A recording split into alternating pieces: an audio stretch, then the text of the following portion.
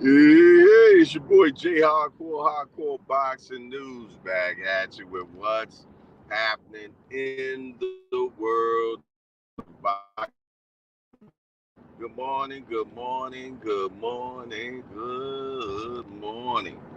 If you hear the sound of my voice right now, just let me know you are having a good morning as well, because God is giving you that opportunity to get up and do it one more again. He's giving you that another opportunity to ask someone to forgive you. He's giving you that other opportunity to forgive someone. He done gave you that opportunity just to get it right, man, one more again. And I'm so glad that I got that one more again. Yes, indeedy, man.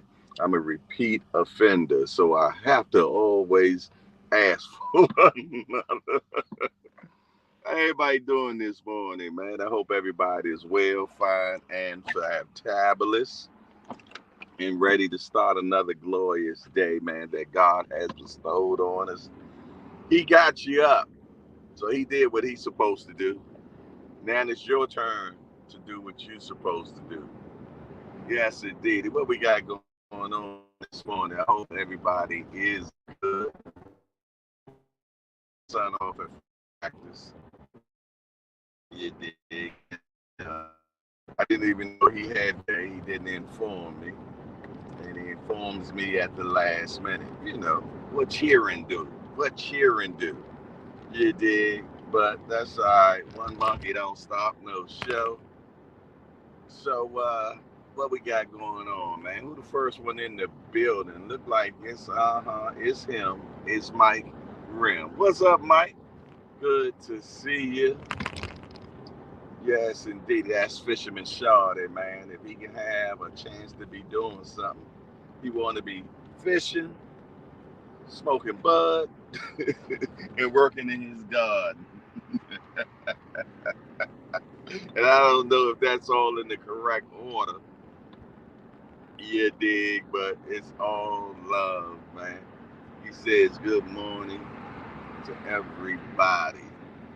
Next, we got Sam Scales Jr. in the building. Good to see you, Sam Scales, without a doubt. Yes, indeed. He said, enjoy the small things in life because one thing, hold on one second, y'all. Y'all know I'm driving, man. Over here trying to be super nigga and shit. Bear with me 1 second. One thing you do, you look back and realize they were the big things all the long. Salute to Jay and the Hangout. Appreciate that, Sam Scales, for sure. And that is so true, man. The little things in life, man, we just step right over because we're searching for the enormous things in life that after a while you realize they really wasn't they were just the bigger thing. That's it. They weren't the better thing. You dig? It was just easier to see because they're bigger. You dig? But in actuality, man, I agree with you on this one, Sam Scales, for sure. I only agree with you on the majority of the ones you say. All of them, matter of fact, that they are always very positive. Who we got up in the building next? Lonnie Lee, my guy. What's up, Lonnie Lee? Always good to see you, my guy. Hope you're having a great, fine, and fantabulous day. And I'm pretty much sure he said good morning to Jay and the Hangout family, without a doubt. Who else up in cheer? All things AMC, FSG, peace and blessings. Lead to the Hangout. Salute to the Hangout. Yes, indeed. Good to see y'all things. Can y'all hear me loud and clear? I'm just running my trap off, and I hope y'all can hear me. If not, When I get back in the house, I guess I got to do it all over again. Well, hopefully y'all can hear me. See, they need that, be able to have a where we can just, I mean, they do if you open up a panel, but it'd be so cool if we could just virtually interact, just speaking. But then it probably would be too much chaos because everybody just blurt things without waiting for someone else to finish talking or blase, blase. So yeah, I guess it probably wouldn't work. But what would be cool if you could just push a button and you can hear a person speak, you know what I mean? Just like that, or they can do a voice reality chat. So you'll speak what you're trying to say, and then I hit the button and it'll play to the people in the chat. That would be cool. What y'all think about that? I think that would be neato. Neato. But hey, who knows, man? Alrighty. What else we got going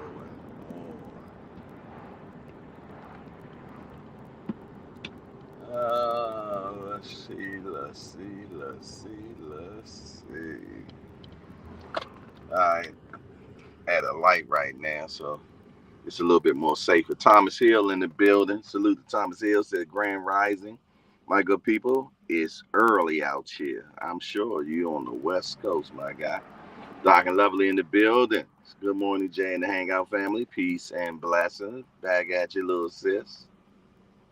Bobby D in the house. What's up, Bobby D? Good to see you, good sis. For sure. Real Prison Talk with Tampa Tommy in the building. What's up? What's up? All the people are pulling up in the building, man. Glad to see each and every one of y'all. For sure. For sure.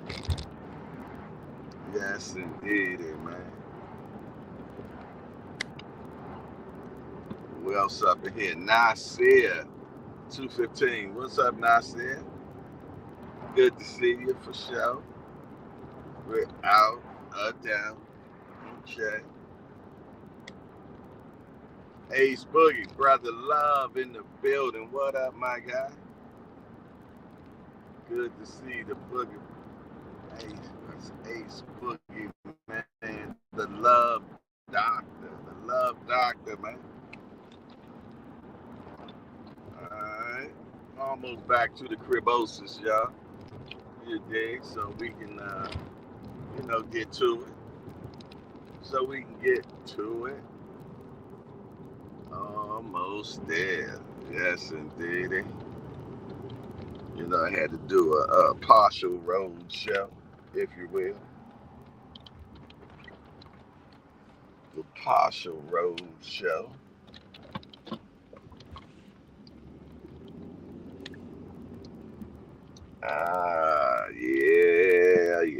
Yeah. Made it. I made it.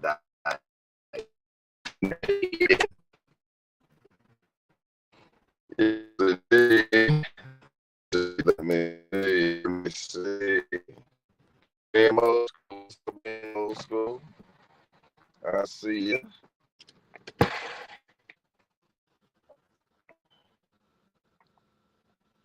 Let's talk fashion. Fashion be on the road with hardcore. Hashtag JBT Fridays a crazy tune. That's what's up. That's what's up. That's what's up. Man, the thing of the bratty.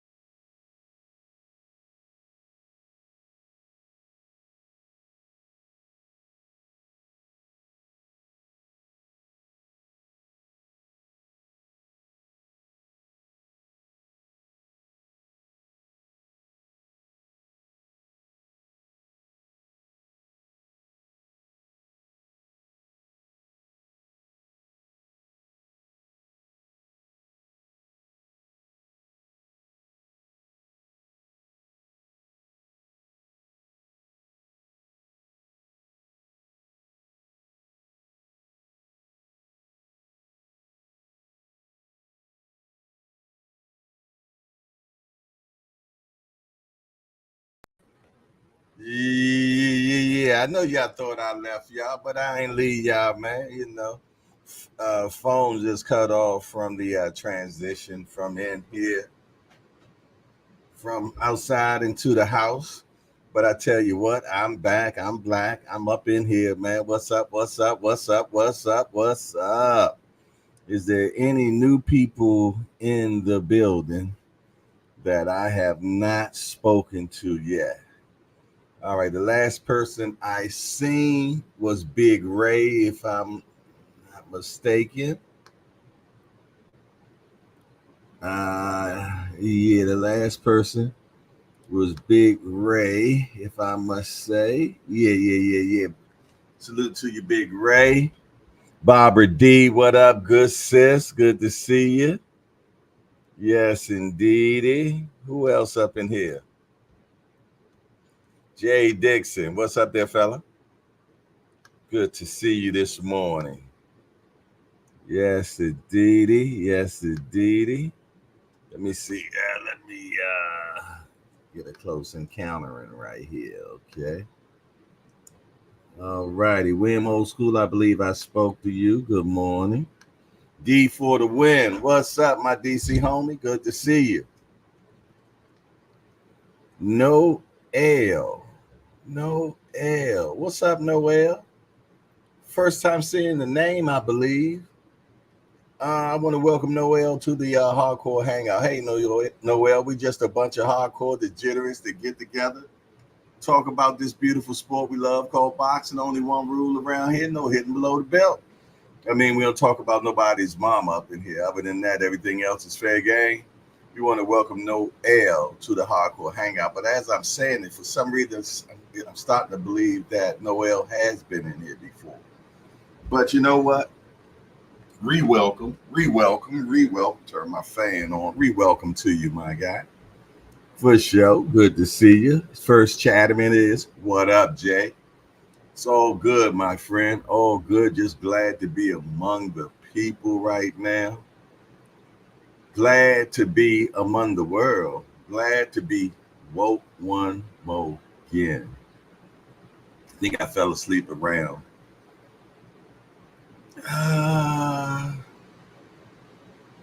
What time did I fall asleep? Around 4 o'clock. Fell asleep around 4 this morning because I was up doing editing all night long. You dig? Doing editing and putting out some videos. If you have not been over there to Boxing Talk with Banky and Jay, go on over there and subscribe. We're dropping our first video today. It will drop at 11 o'clock this morning. And it's with Coach Calvin. And man, we did about an hour and a half of interview. It's going to be dropping episodes, so make sure that you all follow to see all those episodes. All right, for sure. So part of Coach Calvin you didn't never seen before, man. You dig? Telling some things he's never talked about before. So make sure that you check it out. And then you got Banky. You know, Banky has a powerful story. You dig? Man, I was like a fly on the wall just listening to them talk. Man, I enjoyed it. I tell you, you know. So yeah, y'all make sure y'all check that out. I serve 88. What's up, I serve? Appreciate you, Gretchen. Always being in the building. I salute you. Literally, you know what I mean? Because he was one that was out here protecting the United States. So salute to you, my guy, for sure. Yes, indeedy. Let me put the support banner up for people that would like to support the show. There's the Cash App. And trust me, I think it works. So, you know, if anybody want to test if it works, all you got to do is send a little something to it to see if it works correctly. Yes, indeedy. Say, I just got here, Jay. Okay.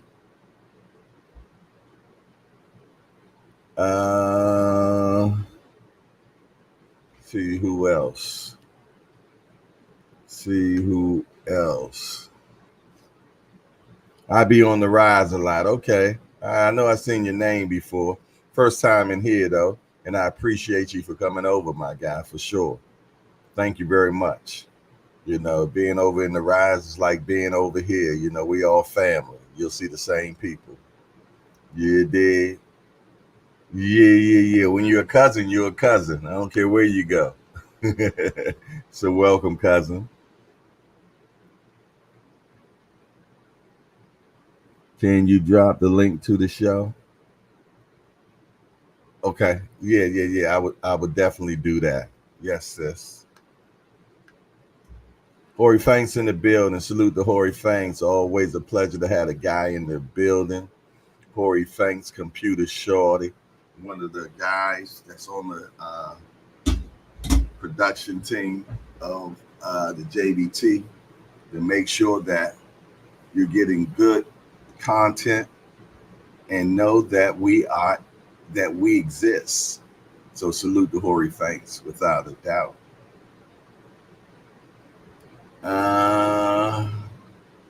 Yeah. Let me drop that link for the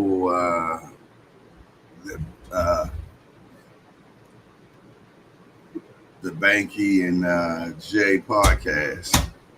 Let me drop that link. Bear with me 1 second. It's called Boxing Talk with Banky and Jay.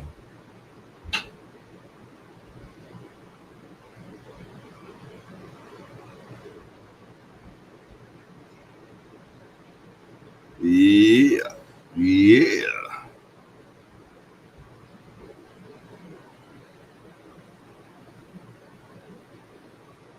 Let me get that for y'all. Everybody good? Everybody good? I hope so. Hope everybody is fine in Fab Tablets today. Yeah, I hope you are. What we doing? Okay, I'm supposed to be dropping a link, right? Did I see that mind slip? Why? That mind slip real quick. All right. Let me I'm almost there. So I can get to you all. Drop that link like Doc and Lovely ass. Do that right now. Bear with me.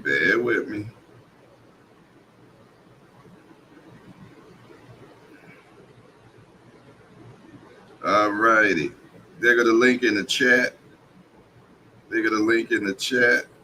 I pinned it as well. MAW coming in with a super chat. Appreciate the super chat for sure, my guy. Yes, indeed. And that super chat reads, "Hello, boxing fans, Jay and chat. Salute again from Australia. Smash that like button, folks. Question: can I get a 5-piece combo, please?" Yes, indeed, you can, man. Your wish is my command. Like, you can get a 5-piece combo. You want fries with that? Do you want fries with that? You want to make sure that I get that those fluids moving real quick. Want to get that 5-piece shorty. Yes, indeed. I appreciate that without a doubt. Yes, indeed. You want the 5-piece, man? I'm gonna go ahead and give them one of them upper grades. You did.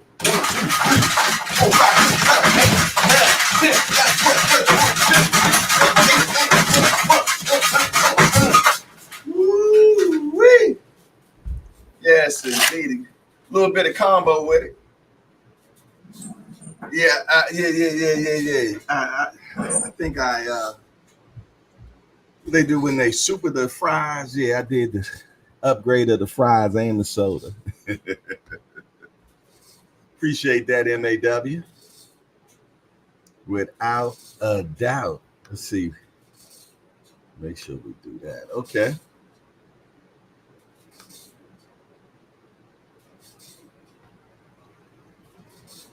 BJ33 in the building. Salute BJ33. Appreciate it, MAW. Thank you. Like, go, Jay.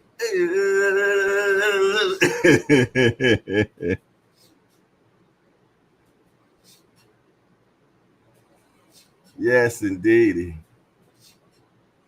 All right. It looked like I spoke to everybody. Now we got to speak to the invisible crew. Salute to the mighty warriors. You know who you are. The ones that like to watch. Yes, indeed. Salute, salute, salute, salute. And to the Peekaboo crew. Shout out to the Peekaboo crew. You know who you are. Yes, indeed. Watching over there in silence, man. You did. Glad to see you in the building. Glad to see you in the building. For sure. Yes, indeed, man. Shout out to the Peekaboo crew.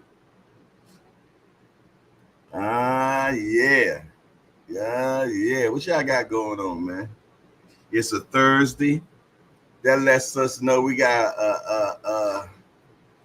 what, a day and a wake up?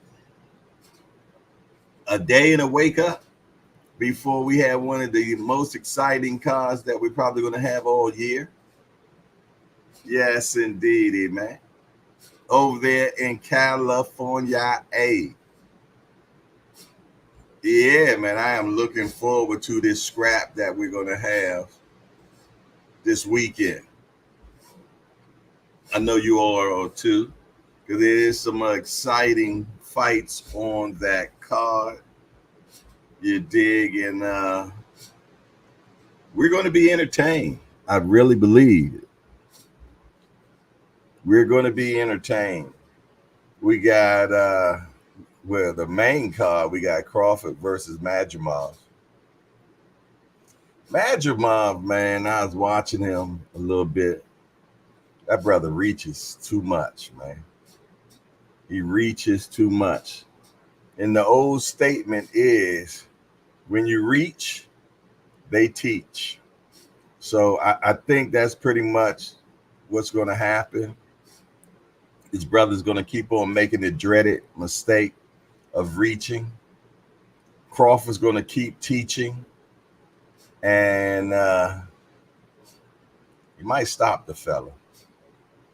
Definitely beats him unanimously because the skills are two different skills. And I understand he's a younger guy and Crawford's going up in weight and blase. But you keep on reaching and keep on teaching, and then he's eventually going to just get gun shy and just keep everything at home, and that's when Crawford really going to nail him to the cross. That's what I see, you dig? Then you got Cruz and Rio. Man, that's a tough one there. That is a tough one there. You dig? But can't stop Shorty. Little Joe Rockhead. Cruz. I think he pulls it off, man. I think he pulls it off. I was talking to one of my brothers last night. He said he thinks Isak stops him in the 10th round. And I can definitely see that happening. But he has to be careful. There's one thing about when you throw a lot of shots, it gives the other guy a lot of opportunities to land some good shots on you as well. So I think we're going to get a lot of that rock'em sock'em robots in that particular fight. And I used to love me some rock'em sock'em robots, Jack. So sit back, relax, and enjoy that one, man, because I think that's going to be a barn burner. You did. Tone Deaf is got in the building. What's up, Tone Deaf? Had to come back for a little bit more. I appreciate it, my guy. Yes, indeed.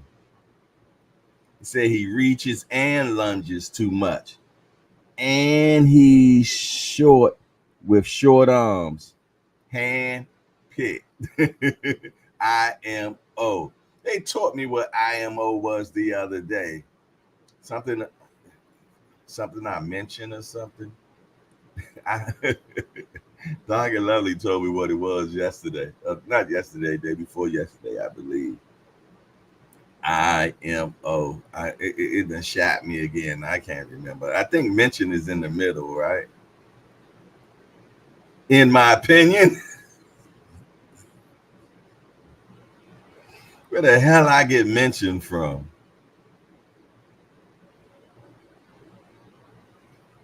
Yes, indeed. Well, I tell you what, Crawford might not have a home team anymore. But what I can say is he got some good matchmakers, don't he? For sure. You need a good matchmaker when you tiptoeing through the tubers, man. Shell, what's up, Shell? Shell back in the building as well, in my opinion. Appreciate it. Remo say the JBT is taking over Fridays, man. Yes, indeed. Matter of fact, a new show by him and Aunt McQueen takes off tomorrow. It's going to be a lot of shows from the JBT tomorrow. So y'all make sure that y'all govern yourselves accordingly and make sure that you check them out. And if you're a forgetful person like thyself, write it down. Put it in your phone, something reminding you, man. I missed my dietitian appointment yesterday. Just totally missed it yesterday. Yes, indeed. What else we got going on? Oh, I was talking about the fights this weekend. We also got what is the cat's name? The two dinosaurs, man, as Remo would call them. Andy Ruiz and Jarrell Miller. They're fighting.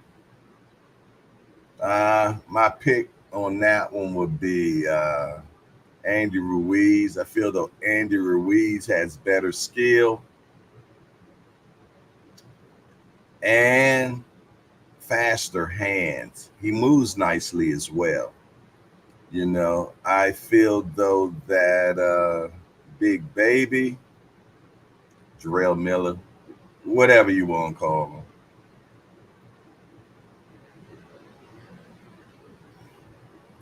just don't have it. He don't have it at all. That's all I got to say about that, man. At one time, I had some type of glimmer and hope for the kid, but that was just gas. That was gas, y'all. Jay Dixon say the hamburger battle. Not the hamburger battle. Oh, you wrong for that, man. The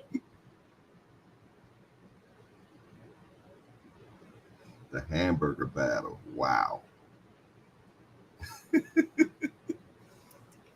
Who else we got? Man, I didn't even know that Morrell was fighting on this card as well. Yeah, if I'm not mistaken, Morrell is on this card too, man. Yo, this card is steep. Definitely steep. And then we got what we're talking about and who we talking about today. Andy Cruz versus Antonio Moran. Who you got and why? Good fight, man. I think definitely a very good fight. Andy Cruz, man, I seen a picture of him last night, man. You know, Matchroom sends the press releases out. And, man, that boy cut like a bag of dope, man. I kid you not, man. Looked like somebody took a chisel and Yeah, man. Definitely. Matter of fact, I think I got the picture right here. Ready. The boy is ready, man. Yes, indeedy, man. So ain't no fat on that kid. He ready to get down with the get down, man, without a doubt. And I'm gonna tell you, I like this kid, man. He's 28 years old. He's 3-0. Man, I think the guy that he's fighting is like 30-6, Moran. A 3-0 guy fighting a 30-6 guy. They definitely have him on the fast track. But you know, he a Cuban, man. You know what I mean? They say he's 28. He could be 30-19. You know what I'm saying? I don't know. You dig? But he defected over here. He's here. He looks good. His defense is sweet. His punch placement is good. His feet movement is good. The kid is a complete package. Now, he ain't punching all that hard, man. You dig? But if a mosquito sting you enough, it's annoying. So I think we're gonna see something special out of him. He knows that he's on a card that has a lot of eyes on him, and he really wants to move up the 135 ladder fast. I think he wants to get into that Lomachenko route.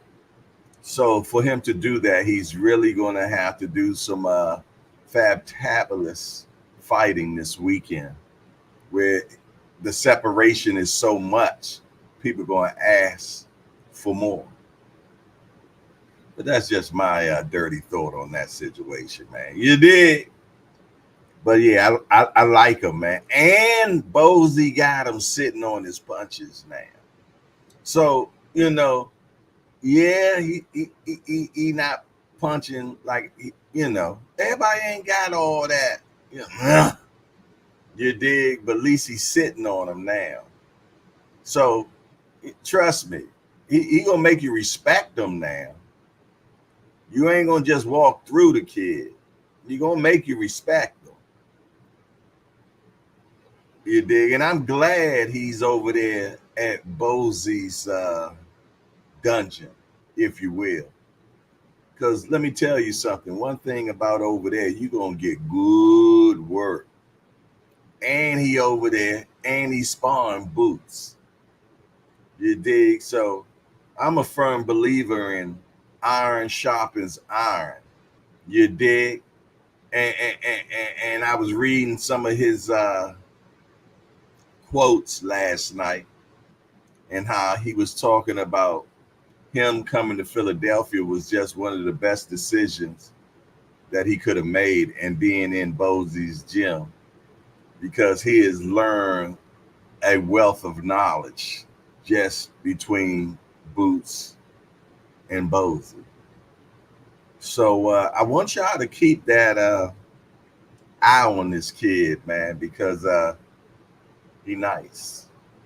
He nice. Seriously, he's nice. For sure. You dig? And he's an Olympic gold medal winner. You know, all y'all in here hardcores, man. So y'all already know that this is the guy that beat Keyshawn for the gold. So he can do his thing. Them Cuban fighters, man. They've always been a stickler for perfect boxing, man. You know, they're bred to be boxers as little kids, man. You did the school of boxing, man. You know, they didn't even allow them to become pros. It was just a way of life for the Cubans, man. So yeah, make sure y'all keep your eye on Andy, man. I like him a lot. Thomas Hill, great word for it. Technician. You are correct. He is a technician, man. I like to see him work. Look like Picasso painting a picture. All right, that's enough on that, man. Yeah, I think he wins this fight by unanimous decision, or maybe even a TKO. Yeah, he might just cut the guy up, man, and get the stoppage. I don't think he's gonna knock him out though. Kareem Hassan, what up? The mayor's in the building. Salute to the mayor. Yes, glad to see you up in the building, man. He said I'm late, but I'm here. First thing I did though, I hit that appreciation button. I ain't had to read it. I know what he says. Salute to my big homie, man, out there doing marvelous things in the city of Baltimore, man. Help cleaning the city up.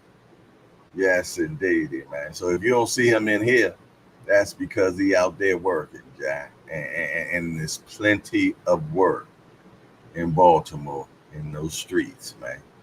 And he in them streets trying to get them youngins out of it. So salute to him. Got a program called CRY, the Cry Program. Don't get me to start a line what cry means. I know me and acronyms, I messed that up. BBO, what's up? BBO Boxing TV is in the building. Salute to Biggie Smalls, man, aka the Asiatic black man is in the building, man. Good to see you, Shaw. Lewis 4500 is here as well. Salute to you, 4500. The regular crew is in the building.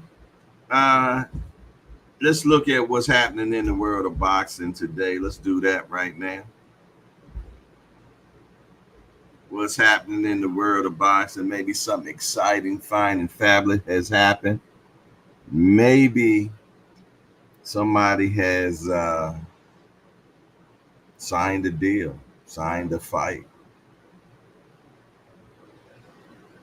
Eastside Cruz still talking Tank stuff. He said, "Are you up for it, Tank? December ideal for Eastside Cruz rematch." And you need to be worrying about Rio, man, and stop talking about Tank. I don't know why people be so itching to get an ass whooping. You better protect yourself from the ass whooping that could possibly happen before you. Eddie Hearn said Terrence Crawford is not being promoted the right way. Terrence Crawford don't have a promoter, so how is he not being promoted? He's his own promoter. He's not. So he said Terrence Crawford is doing a terrible job promoting himself. It's like a lot of promotion this week myself. I mean, but I know it's the Eddie Hearn production, but trainer on David Avanesian says after Duran and his loss, he got plenty left. Okay. The beating wasn't as bad as the last beating, though. I can't say that because Boots did get some hands put on. Hands on Boots. That's crazy, right? Turkey and Uzbekistan showed their class in the ring in Paris. Luis Alberto Lopez ready to go to any length against Angelo Leo. That should be a good one. Mark Castro tops George Acosta in Raya season appetizer in LA. Okay. So they had some early fights. And they move up. Jesus Saracho shows out and upsets Alberto Palmetta. I interviewed that guy, Alberto Palmetta, in the beginning of the Hangout. I do remember him because he was one of Tank's sparring partners. So I remember interviewing him. Emiliano Moreno, 19, shines in UD over veteran Rashid Williams.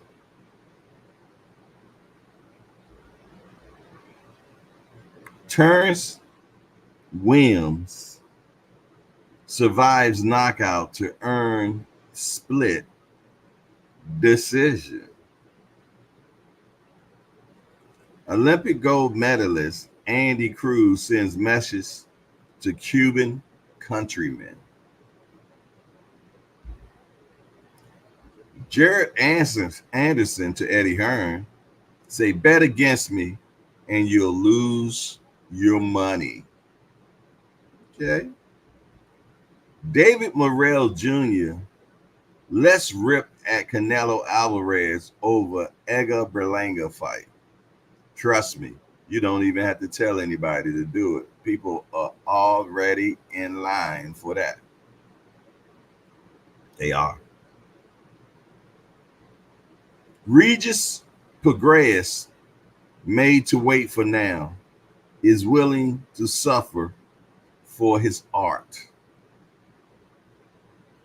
Jaime Munguia and Eric Bazian confirmed for September the 20th. Martin Bacot on Jared Anderson. As soon as I open up, I don't think he stands up. I like that type of talk. The Congo brother, man. He a big old dude too, man. Big old mountain of a guy. You did look like he pretty sturdy. But I guess we're gonna see and find out, man. How's how's my video? Are we good? Are we in 10K? How's my audio? Are we good? Well, I don't be hearing no Wi-Fi jokes or anything like that anymore. Where my peoples? Where my peoples at? The same people that was joking my Wi-Fi. Why ain't they praising it now? William old school. Where you at? I can't hear you. Hello? Are you there? Hello? Jokers.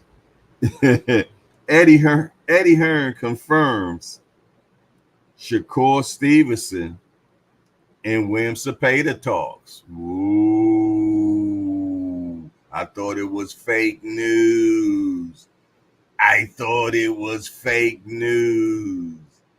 There you go. The CRY program is Creating Responsibility Youth Foundation. There you go. The CRY program, man. That's what Brother Hassan is on. Has created Responsible Youth Foundation. Salute. Look at little good sis said exuberant, Jay. Every time I see that word exuberant, it reminds me of that movie Life. Life is my favorite movie. I don't know if you all know that. But if I'm down in the dumps and I'm blue, man, I pop on that Life, man, and it will have me crying, man. Excellent movie that didn't do well in the theater, but man, on the playback, it has been humongous. So if you haven't seen Life yet with Eddie Murphy and Martin, I don't know what rock you've been underneath, but crawl from up underneath it, man, and go ahead and check that out, man. And you'll be happy that I asked you to. I like that Shakur and William Cepeda. There is talk. Because I watched the interview the other day where Shakur team has give him authorization. Yet they have not signed with him, but he said they gave him authorization to speak on their behalf and negotiate on their behalf on a upcoming fight. Yeah, said he has met with the Shakur team, and he was speaking very positive. So I like where this is going. Eddie is building a powerhouse, man. You give Eddie 2 more years, man, and he'll have a very stronger presence here in United States. The reason why I say that is because I don't think PBC has enough merchandise. Well, they have enough merchandise, but I don't know if they had enough platform for all those 148 fighters that they have to be seen within a year. So, you know how we are about the grass being greener on the other side of the street. So, when they see others grazing in the field and getting fat, I think they will mosey on over there and help chew some of that cud, man. Yeah, dig, but that's just my hypothesis. Y'all know what that is, an educated guess. Ain't that right, the Melvin Air Podcast? Just an educated guess that I have flew around in this old cranium of mine. So yeah, I say within 2 years, uh, they're gonna have a stronger yeah, Jay. They definitely need a network deal. They need somebody. They need like when they were with Fox. They need to get back with Fox or somebody like that, man. You know, they even remember, is Spike still here? Is there still a Spike channel? I don't know. I don't have cable. I cut the cord more than 5 years ago. So I don't know what's on the cable world anymore. I don't know if it's still a Spike or not. All right. Let me see. That's it. Let me check one more place, and after that, I'm gonna put the. You know what I'm gonna do today? I'm gonna drop the link for the show. What y'all want to do? Drop the link or free smoke line? Drop the link, free smoke line. The first 6 people is how I'm gonna make that decision. The first 6 people is how I'm gonna make that decision in the chat. You dig? So there it is. Y'all make the decision. This is y'all channel. If y'all want me to drop the link or put the free smoke on. First 6 responses in the chat allows me to make a decision on what will happen next. Because it's a democracy around here, man.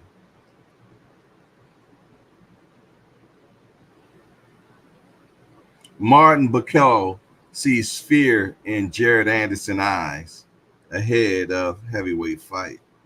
They kill me when they say they see fear. And I guess sometimes you can see fear. You never know. Sometimes it might be gas. I know about that gas thing, man. Morrell versus Kalazic. That's who's fighting. That's who David Morrell is fighting. Kalazic.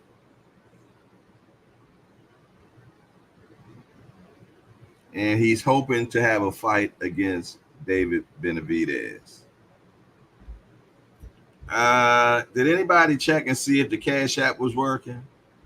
I was just wondering, you know what I mean? Let me check. It must be broke because it's sitting on zeros. So I guess the Cash App is broke.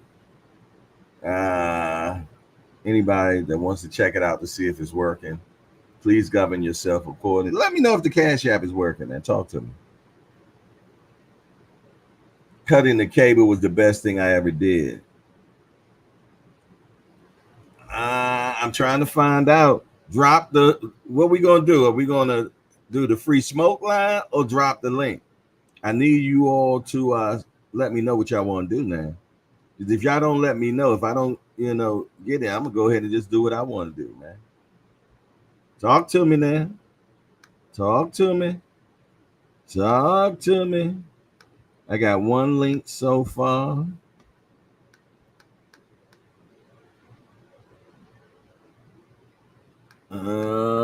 Free smoke. So that's 50-50 right now. Drop it. That's 2. That's 2. Drop the links and 1 free smoke. I need 3 more. Okay. Linkage. 1, 2, One link, two links, two links, and one free smoke. Is that what that is so far? All right. Drop it is drop it mean link, right? Kenneth Clay, good morning, my brother. Dog and Lovely, you done said smoke and link. Which one? Didn't you say link earlier? Come on now, you can't go both ways now. Group bill.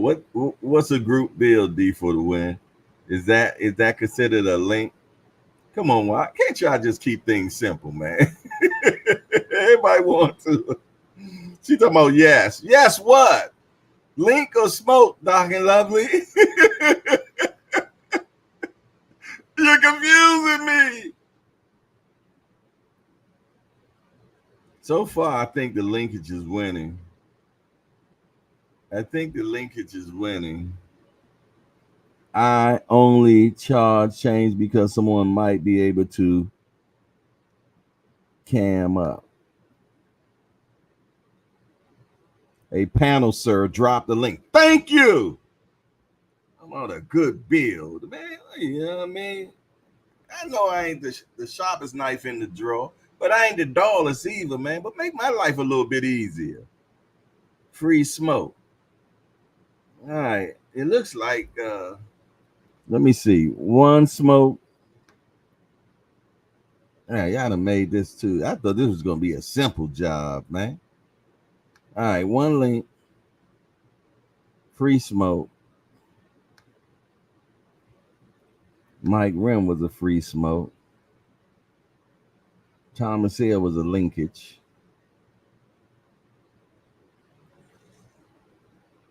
Aunt McQueen, thank you, Aunt McQueen. I appreciate you for letting me know that the Cash App is working, man. Appreciate that, man. You know what I mean? Look at it, Mighty Voya and working all at the same time. Thank you very much, and good morning to you, Aunt McQueen.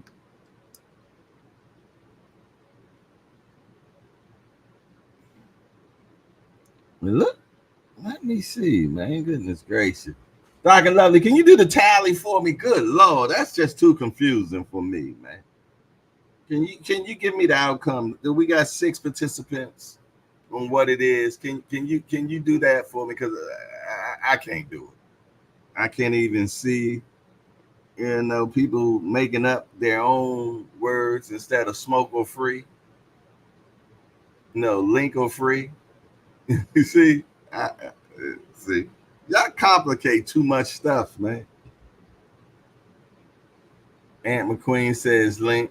It looked like the link won though. It looked like the link won. That's what it looked like. You did. I think that's correct. I'm just getting a tally from Doc and Lovely, and we can move on. Man, goodness gracious, boy. How many of them it take to screw in a light bulb, right? While she's waiting, the Cash App is still available. You did. The other day, I had people sending dollars. Maybe if I get $9 more today, I'll make a whole 10 for this 2 hours that I've been in here with you all, man. So you did. Yes, indeedy, man. That'll give me a coffee and a sandwich. Good morning. Yes, indeedy. Yes, indeed. Can I get $9 more? $1 from every person to the Cash App, and then we have $10 for my 2 hours. That's what, $5 an hour. That's lower than minimum wage, ain't it?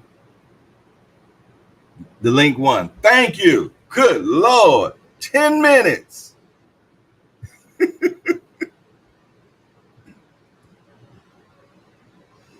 10 whole minutes to do that, y'all. Way to go, man. Yes, indeed. I appreciate that. All righty. Let me see. We got that. Let me get the comments rolling. righty. Put the Cash App up so we can get that $9 more. I don't even think that's a hard axe right there. $1 for 9 people. Or somebody can knock the whole 9 out and get it out the way. He said, next time, just make a decision and go with it. Yeah, D for the win. I see I can't leave it up to y'all, man. I can't do it. Yes, indeedy, boy. I'm pulling my hair out at this point.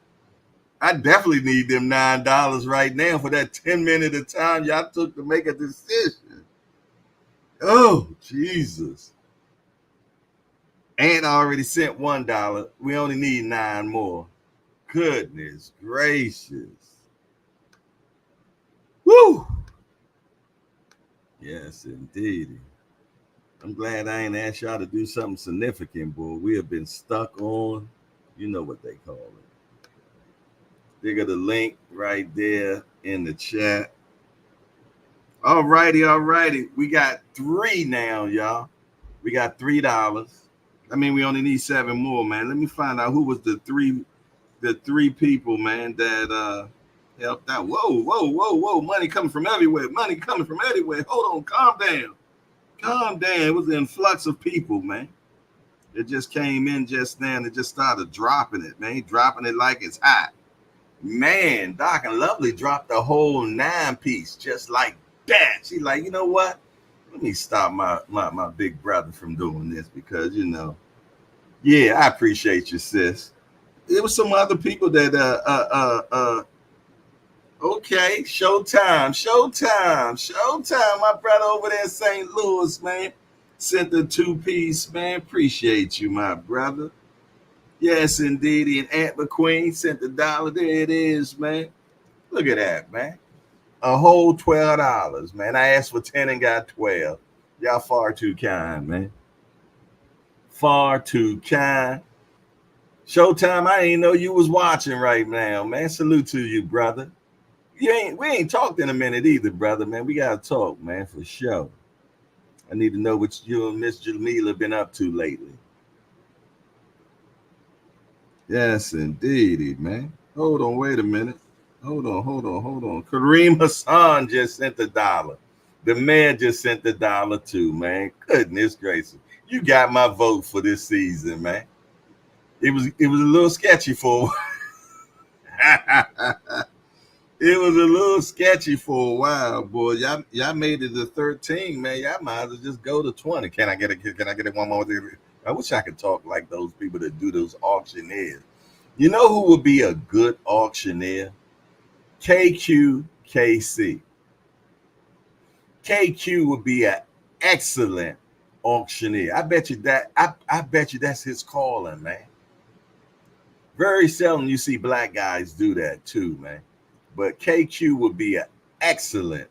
Hey KQ, if you're listening, man, you should do that, man. Go to the auction, man. Yeah. I'm always amazed with them guys that be doing it at the auction, man. My tongue don't even move that fast, man. Yeah. My tongue don't even move that fast, man. All right, now I done dropped the link now.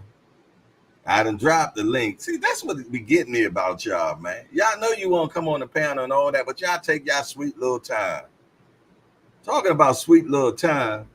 Damn, I ain't never get my coffee, man.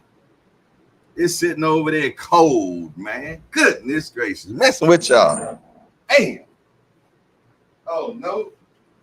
I never hit the button. I apologize blaming y'all for cold coffee, man. I never pushed the button. So I won't have coffee, cold coffee. Aunt McQueen said, go and get some coffee, then I'll come on there with you. Thank you, Aunt. Thank you, man. One thing about Aunt, you can depend on him. Now, Aunt's a very free-spirited person, though. Yeah, he marches to the beat of his own drum. I have watched him. You know, I'm a watcher, man. I watch everybody. I watch their behaviors. I watch their movement and everything. Ant is very free-spirited. He's a heavy thinker, man.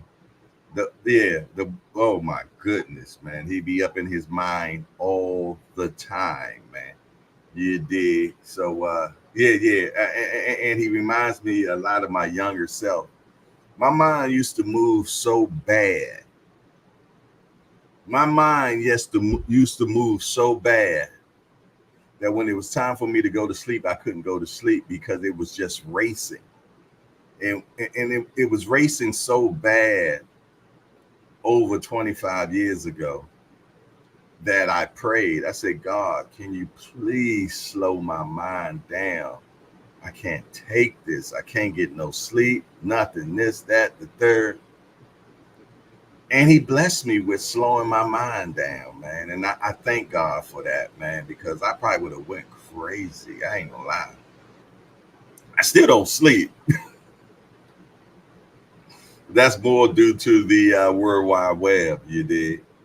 I do a lot of surfing at night, you did. You know how you get in them rabbit holes, man. So yeah, y'all smell that? Yeah, that's coffee. Fresh brewed coffee. Lord have mercy. It's calling my name. I'll never want to stop loving you, girl. Never just stop being my world. Yeah, let me bring in the hold on, let me grab my coffee before I bring them in, man. Almost finished. Almost finished, y'all. Oh yeah. What's up, girl? How you doing? Been waiting for you. Put you on your little hot seat right there. I'm gonna sit down and rap a taste with my brothers. You know I don't talk to no dots, man. I don't talk to no dots, Thomas Hill. I'm gonna need to see something. Sorry. Don't talk to no dots around here. Got to turn the light on in your room or something, brother. I need to know that that's you. Because you fooled me once, you don't fool me twice. I can't do it. Got to see your face up in here. We don't do dots no more or dark rooms. You won't pull out your willy on me anymore. You won't pull out your whammy on me anymore, there, whammy guy. We ain't having that. EB sweat a lot. EB sweat a lot. For some reason, I think I actually seen that name before, though. But let me give him a welcome just in case it is his first time. EB Sweat a lot. We want to welcome you to the Hardcore Hangar. Hey, EB, we just a bunch of hardcore degenerates that get together and talk about this beautiful sport we love called boxing. Hey, EB, we only got one more rule in here, man. One rule in here. No hitting below the belt. That means we don't talk about nobody's mom up in here. Other than that, everything else is fair game. We want to welcome EB Sweat a lot into the hangout. For sure. All right. Remo said, can I drop the link again? Because he don't want to scroll up and get it. And you know how these privileged young people are, man. I've been dropped the link. Heather E, what's up, beautiful? Good to see you. The Queen E is in the building. I think I seen Mr. Professor in here too. Al Booger's in the building too. Salute to Al Booger. Good to see you, Al Booger, for sure. Without a doubt. And I apologize to anybody that comes in, man, and I don't bring you in because I see darkness or I see a dot. But they can change the stuff, man, and make it look like you, man. And that is not gonna happen to me again. I'm sorry. You know what I mean? You got cats that like to expose themselves on this world wide web. And you got me once. You won't get me twice. Unless they just come in with a mask with your face on it now. Other than that, the weenie crew ain't getting me twice. While I wait for Aunt McQueen and the rest of the cats to come up in here, I done dropped the link. It's 9:20. Y'all know I gotta go get my son at 9:30.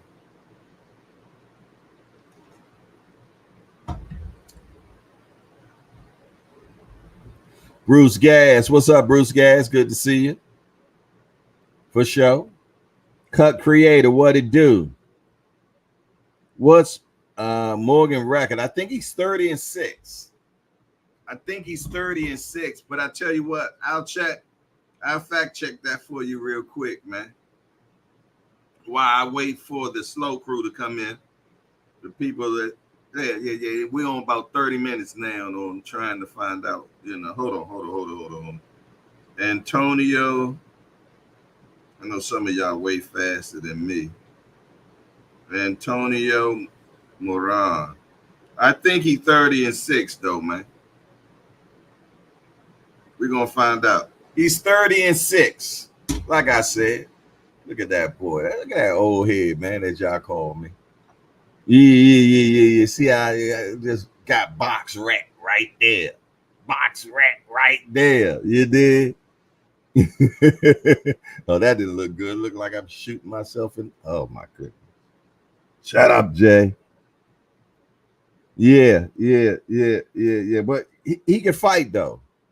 I like him. He can fight. He got 21 KOs. He been KO'd once himself. He also has one draw.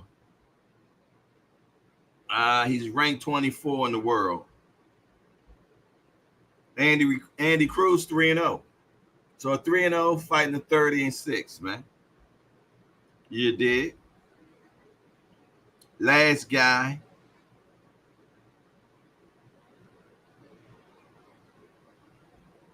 Oh, okay.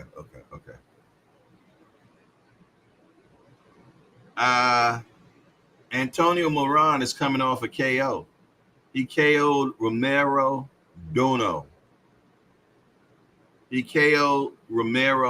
All right. I'm glad I was able to oblige you. I guess I gotta drop the link again. Remo asked for the link, but I guess he just wanted to see it. He didn't want to use it. Okay. I tell you, boy. These privileged young men. Yes, indeed. But yeah, man, I'm looking for this fight this weekend, man. All the fights this weekend. I'm looking to have a great time. I'm looking to be able to make me some good food. I'm sorry, I got a mental block for a second. Yeah, man. Yeah, I equate good fights with good food, man. You know what I mean? So I plan on planning a very good meal. I plan on planning a very good meal for this fight. And I'm really contemplating on actually smoking a brisket this week. A small one. I mean, maybe like a 6-pounder. Yeah, like a 6-pounder, because it's not a lot of meat eaters in here. You dig? Yeah. I ain't even tripping off of y'all. What else is going on? Say Remo wants the smoke line. Yeah, I guess. No, I don't. I don't have a Traeger. I have a what's that? Master Built. It has its own little app. You can cook from your Master Built. Yeah, I have a Master Built. You can control it from your phone, man. You could be up in your room, and you can actually smoke your meat from your room. Yeah, that's what I think I'm going to do, because y'all playing around up in here, man. You did. I'm gonna do what D Win say from now on. I'm just gonna go ahead and make the decision, because obviously leaving it to you all. Good Lord, man, we done wasted 15 minutes of the show on procrastination. It's like masturbation, man. You're only screwing yourself, man. Or the show. All right, there you go. Hopefully that's right. Yeah. All righty. Free smoke line is on. Well, as soon as I put the free smoke on, watch Somebody come on the panel. It never fails. It never fails. Let me put the free smoke line up. Man, hold on. Free, there go the free smoke line, but I just heard a little jangalang in the a little jangalang over in the Cash App, man. A kilo. I appreciate that, a kilo. Thank you very much. A kilo just dropped a 5-piece on me, man. Appreciate that, my brother. Wholeheartedly, man. Yes, indeedy, boy. Y'all spoiling me today, man. I'm almost up to $20. Man. Man. Woo-wee. I might be able to pay a bill and a sandwich this time. I thank you all, man. Appreciate it, man. You did, when you do this every single day, man, and you put in a few hours, man, the little appreciation goes a long way. It's just like what Sam Scales Jr. said earlier when he says that in life you need to learn to appreciate the little things. You know what I'm saying? Yeah, man. Those little things, I look at it as tokens of appreciation. I'm gonna be truthfully honest, man. So when I get nothing, I'm like, well, I guess they don't appreciate me, man. You know what I mean? Because I don't ask for a lot. I say dollars. You know what I'm saying? So that's how I look at it, man. Just a voyeurship into my mind. And I know everybody don't have it. You know what I mean? That's why I say $1. You know what I'm saying? Because I know it's tough times out here. And it's tough for all of us. You did. And with this new guy, well, not this new guy, this guy they trying to put back in the White House, man, I wouldn't be surprised if they try to take us back to slavery, man. I'm just speaking my mind, how I feel about it, y'all. Yeah, because they say that the president can basically mandate whatever he wants once he's in there, man. Let's get the free smoke line. We could have been smoking, man. Hold on. Talk to me quick before I forget. It's your boy Hardcore, man. Who is this? Yo. It's the esteemed sports analyst slash fashion god You himself, done man. added another to your moniker? Oh yeah. This one felt good. Esteemed sports Yeah, analyst. esteemed. Wow. What Yeah, is move over, this? Is Ken and this Mace. is this Remo? This is Remo, aka Mr. Restrez, aka the Prince of Brooklyn, aka the Fashion King, aka the King of the Casuals and Good. host of the Casuals. You say move over. Coming You said tomorrow. move over who? Oh, go ahead. Finish your. Go Ki- ahead. Killer and Mace, man. It's Oh. two new generals in town, man. Myself and Aunt McQueen, man. We got something special in store for y'all, man. I was thinking 10 about. a.m. tomorrow. Okay. Let me know when you finish. What's that? I can't hear you. I said, let me know when you finish. All right, I'm done. I'm done. That's Yeah, I about a mean, minute and a half gone. yeah, I mean, you see, like, damn, boy, your intros are just getting longer and longer, Jack. Yeah, you Hey, gotta extend my time. Nobody else want to talk to you today, so that's why I called. You gotta extend my time. okay, you got that. You got that. You know what I'm saying? No, y'all can't get right, man.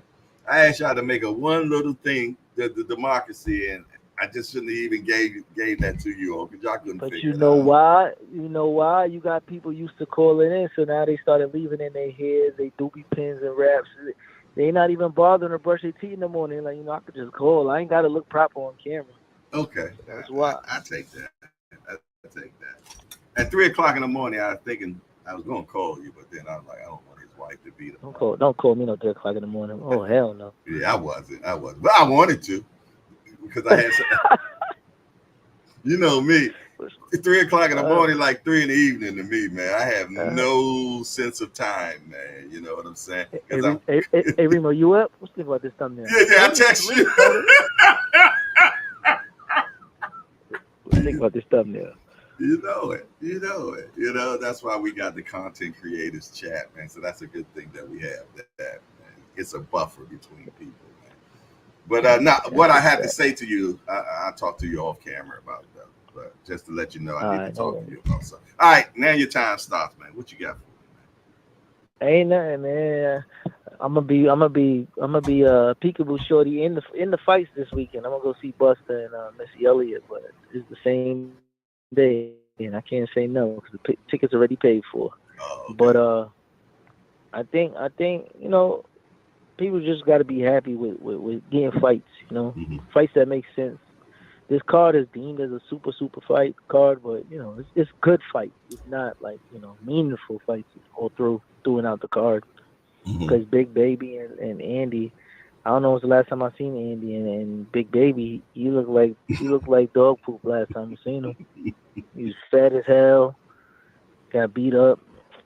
Mm.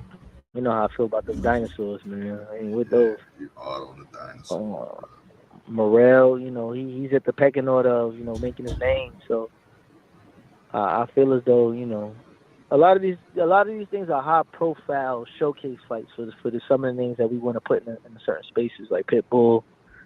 Ryo could push his name to the top of the lottery board.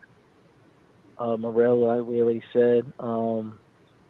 Andy Cruz, he don't have much time to spare. So if he's going to show out, I mean, do it on the biggest stage that he's given so far.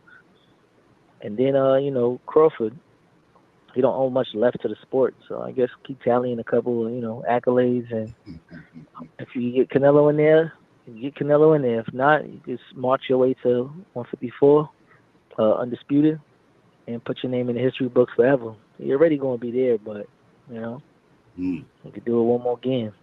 Mm. Not again. Yeah, that's pretty much it, man. That's all I got. All you got, man. So another show, huh? Yeah, we struck gold on the sit down out in the meet and greet in Philly, and I was like, man, this just felt good.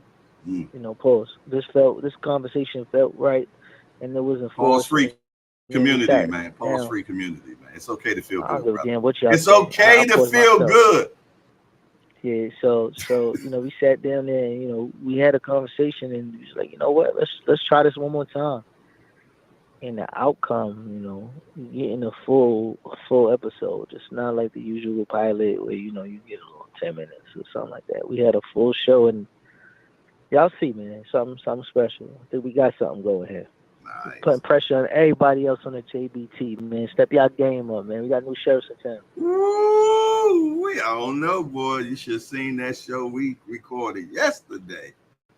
Don't worry, We were don't worry. throwing hooks. We were throwing All right, hooks.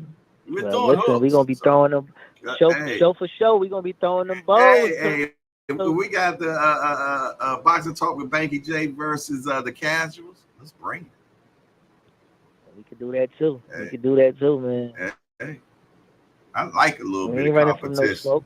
I like a little. Look, look, Yup. look, look, look, look. The old heads against the young heads.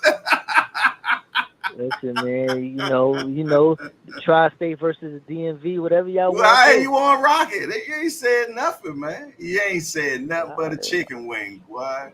let's do it, Boy. man. Okay, Let's okay. do it. Now, yeah, I mean, All I right. hate to I'm look. done. I I'm hate to done. hit you I'm with one done. of I'm done. these. You know what I'm saying? But you know what I'm saying? You know. Yo, Jay. Get off my phone, bro. Your time is up, man. I'm out of here. My time is up. That's a good one. He finally got me, y'all. He finally got me. He said, my time is up. Okay. I reloaded. Hey, I want to thank my California Connect, man. Just hit me with a 5-piece, man. He said, get yourself a sandwich, man. But first, put it on the bag. Oh, I got to work for it too? Okay. Well, I tell you what. I beat that bag until the. No, I ain't gonna say that. I'm waiting on. I said I was gonna beat the bag until the phone ring, but nah, hell nah, I ain't put no foot. Nah, what we ain't gonna do. Man, ain't like I can't do it. Ain't like I can't do it. You did. So I appreciate it. We got a 5-piece from Thomas Hill, man. Yes, yeah, I appreciate you, brother, for your support, man. Appreciate the support, man.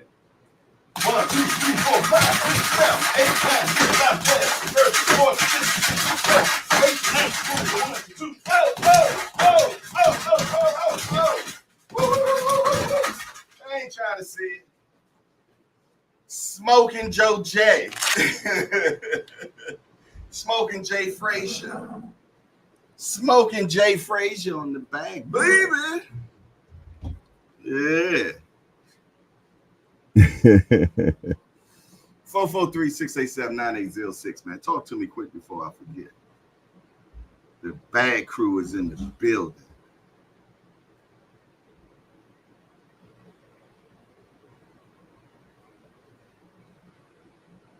What are you talking about?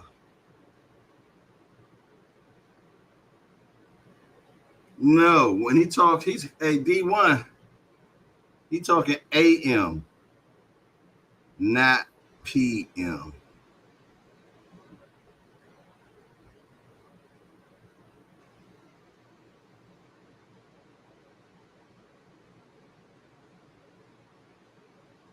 He's not talking nighttime, yo. I'm sorry, y'all. I'm having a conversation with the content creators in the chat.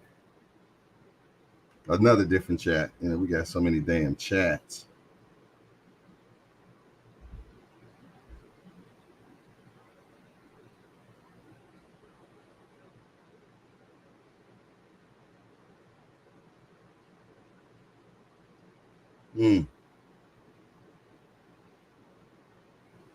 All right, what else we got going on?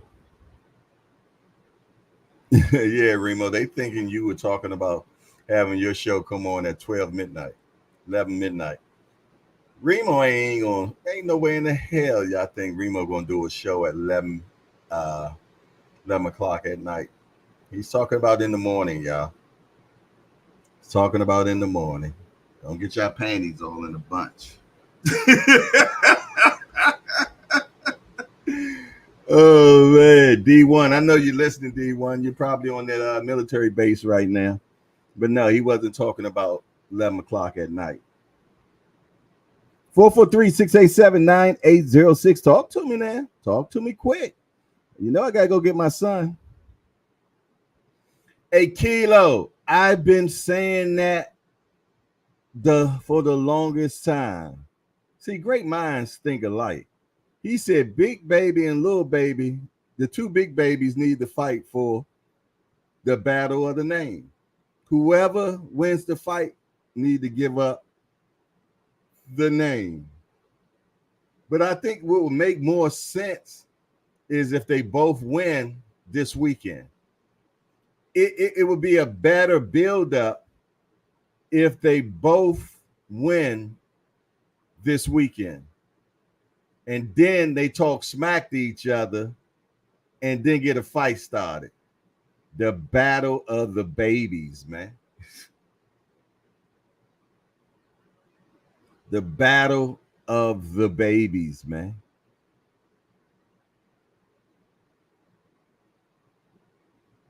Thomas Hill said, yeah, I got Andy if the conditioning for Miller.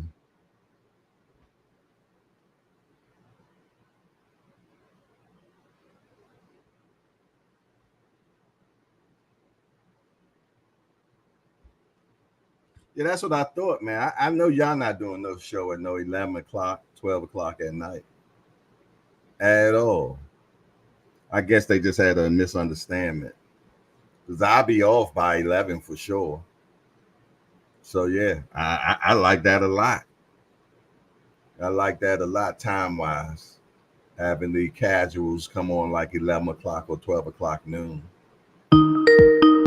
There we go. Talk to me quick before I forget. It's your boy Hardcore, man. Who is this? What up? You tell me. My panties are in a bunch, damn it. For what? I don't know. Take them off and put some boxers on, man. Put some boxers on, bro. Be okay. I got an idea. What up, man? I say you put you tell Andy Cruz and you tell Big Baby, look, whoever wins this fight, the winner gets a year free pizza. I bet you get the best fight you ever seen in your entire life. Them damn boys might kill each other, man. That's what I'm talking about.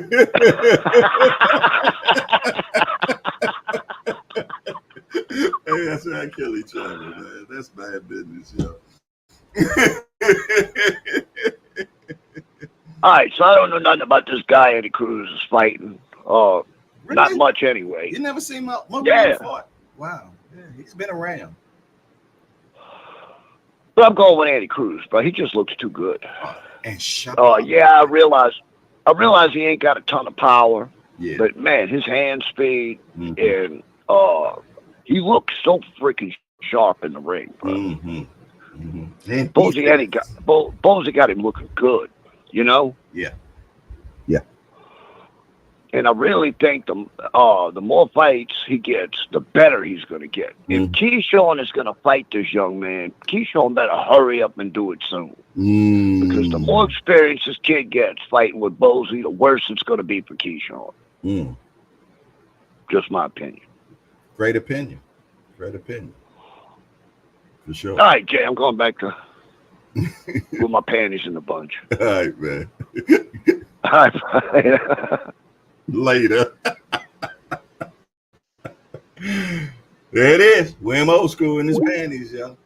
Terrible thought and sight. I wish I never said it.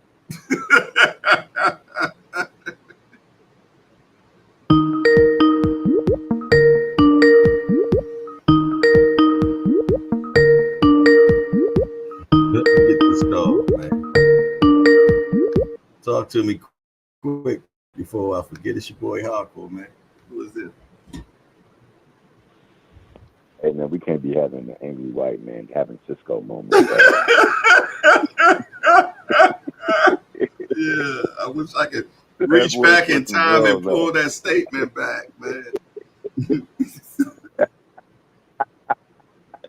But man, I'm gonna be real. Like Antonio Moran is a good fighter. I mean, he's had his last couple of fights have been really, really revealing, considering his growth. I know he's the last person who has the distinct honor of being knocked out by Devin Haney, but he made some strides in his last couple of fights. That being said, man, Andy Cruz is like a well-oiled machine, man, and the dude fires on all pistons, and that dude is calculating with his punches. Like you said, he don't have that like that whopper, but he got that junior whopper, and if he put enough of it on you, you feel the sting, and the next thing you know, it takes your desire to continue to fight. So, like you said, a stoppage is very much possible in this fight. You factor that in with the sparring with Bozy, and then the tutelage you get with I mean not Bozy, but with Jerron, and then the tutelage you get with Bozy. And man, that's a bad dude right there, and a serious player, a serious contender. Like I think this is a statement fight for him. And I think when him and Keyshawn fights again, he still beats Keyshawn. I'm making the receipt right now, y'all. Remember, Jay Hardcore said it. If they do get back in the ring, he still beats Keyshawn.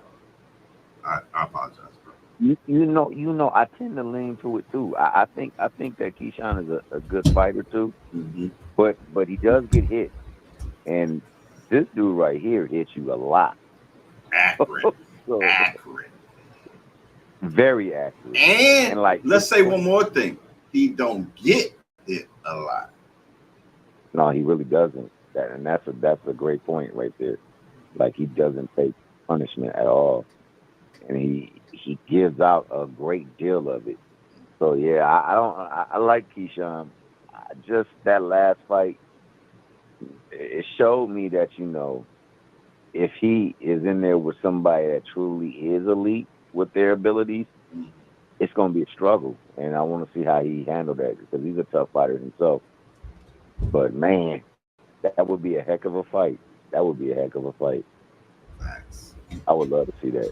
Facts on that for sure. But I know that's close to my time. I don't want to go over. No, you good, brother, But man. You good, man. We ain't getting a lot of calls in, so if you have something else you need to say, go ahead and say it, brother. You know what I mean? well, I was saying that I was going to say that I'm not really big on Andy Ruiz. I've Mm-hmm. never really been big on him, but I know the dude does have fast hands. Yeah. And Jarrell has a bad habit of not being in shape. But I just got word from J.A. that he been in there with Joe Posey too. Yeah, And Posey don't play stuff yeah. like that. He dropped 40 pounds. So that could be very crucial into us seeing a very good showing from him. And I would like to see them both battle because they be talking about each other left and right. Mostly, you know, Jarrell. But I mean, you, I want to see the fight because you can't have two big babies up in there. And then also Morrell. I think Morrell is going to make a statement for the world to see in that fight. I don't know who he fighting, but whoever he fighting, it ain't gonna see round five. He gonna knock him out, smooth out. And I agree with what you said, man. Somehow, somewhere, they got to get a platform for PBC because this year PBC hasn't been putting out much fight, and a lot of people around them are putting their people out there. Now I know they got some people in the card on this one right there, but it's not under their banner. So hopefully they can find a way to ink a deal to get the regular spots, so some people can be seen on regular TV. Maybe like a spike or some stuff like that, but try to get something good. But I mean, I can't wait to see this. I don't believe Madrimov is anything more than a carefully selected opponent for Crawford, and Crawford's going to annihilate him. And Isaac Cruz and Ryo, that's going to be the fight. That's the fight I'm looking forward to most because I do believe Ryo can beat him. It's just does he have what it takes to do it? So that's the intrigue. I think everything else. I think everybody who's favored wins and wins big. But I agree with what you say though. I think that if they do get in the ring, I would favor Andy Cruz just off of his corner and the fact that he comes from a pedigree where that's all they do is box. And you know what? It would be nice if he stops him because Devin stopped him. You know what I'm saying? So we Yeah, always claim that Devin is not punching. You know what I'm saying? So if we can get Andy to yeah. stop him as well, man, that's a good rule, a ruler right there for You us. You know, Oh, absolutely. And to Devin's credit in that fight, man, that was a beautiful punch he hit him with, man. I He was didn't see that stuff coming. I was there too. I was in the Oh, you build. were there. That's That was right. it. Yeah, that was MGM Harbor, DC. Yeah, so yeah, I was there, man. That was a beautiful punch he lined up with him, man. I mean, so Devin definitely can do it, man. You know, my boy, he's cousins with Abdullah Mason. Abdullah sparred both of them, man. He said that he said the punches feel a little bit harder coming from Devin than they do Shakur's. Mm. Shakur's was more sharp, whereas Devin's is sudden. So I think if Devin ever focused on turning his punches over, it'd be a lot better for him. Well, you know, even Ryan said that Devin hit him with some hot stuff. He said that. I watched the interview, and he said he said Devin is punching. You know, but Yeah, yeah, but you got to learn how to punch, man. When you learn how to exactly. punch, you know, it makes a vast difference, man. You know what I'm saying? So, Yeah, I think that would also benefit another fighter that's not even on the cards, but Conceição. If he punched differently, man, I think he would have better success too. But that is my time, though, Jay. Thank you for letting me come up, man. I'm sorry I couldn't turn that light on, man. My back, I get it. I I had get a it. flare up. Yeah, I had a flare up this morning, man. So my back is on fire right now. I didn't feel like moving. I can dig it, man. But you know, I've been traumatized now, so No, I feel you. yeah, I feel you. I got traumatized. So I, I feel you. I don't want that ever to happen to me again. So, That's my time. I can't wait for the show for tomorrow morning. I'm gonna tune in with Aunt McQueen and my man Remo. See what they got going on. They taking down Wallow and Gilly. Nah, Oh, they we said, got nah, he said Killer Cam and Mace. Killer Cam and Mace. Yeah, the two hottest in the That'll game be right now. So, yeah, man. they stepping hard. So we got to see what they doing, man. All right. Yeah, man. I'm there. All right then. All right, then. All right, Burning Desire. This is the last call. I got to go pick my son up. Supposed to be picking him up at 10. So let me get this last call in. 443-687-9806. Talk to me quick before I forget it. Hold on. Oh, let me put the number back up. If you want to get your Burning Desire and you want to get to be the last caller, man, go ahead and do so. Oh, yeah. The Cash App is fixed. So if you want to, dust it off a little bit, because, it's been a minute, man. It's been a minute. Thomas Hill was the last patriot to, check out the Cash App, man. You want to be part of that crew. We at 23. If we see if we can get to 30 in the next 8 minutes. Can we get to 30 in the next 8 minutes? That means we need $7 more. 7 more people with $1, man. Can we get there? I wish I could do my auction. I wish I could do that auction voice, man. Oh, see, there it is. Scale Screpatory just cut it down by 2. So that means we only need 5 more, man. Appreciate that, Scales, man. Always there. I didn't even know you was in the chat, but you always listening, my brother. I appreciate you, man. And for you to send me $2, man, with that big old dog you got to feed, man, that speaks volumes to me. That man got a 300-pound dog in his house, and it ain't fat. He got a big old joker in his house. So I appreciate the 2-piece, man. Yes, indeed. We 5 away from hitting that goal. Went just like that, man. So we can get 5 more people to send that $1 in so we can hit a 30-piece. Oh, my goodness. We cooking with gas today. 443-687-9806. Burning Desire time. If you got a burning desire about this card this weekend, or you just want to give me your picks, man, for the Crow show, hey, call in right now, man. It is the time to do so. You dig? We are definitely having a Crow show Sunday. You dig? So you want to get your picks in, because we love serving crow on Crow show day, man. Yes, indeed, man. We yeah. So you want to get your picks in, man. Maybe you might help somebody with their bets, man. They're stuck on the fence a little bit. Glenn Mitchell is in the building. Salute to Glenn Mitchell. He said, "My peoples, what's good, family? It's all good, family. I'm glad to see you in the building. Appreciate you being up in here. You dig? And he's a member. See, that's what I'm talking about, man. The membership is real. Have you all signed up for the membership yet?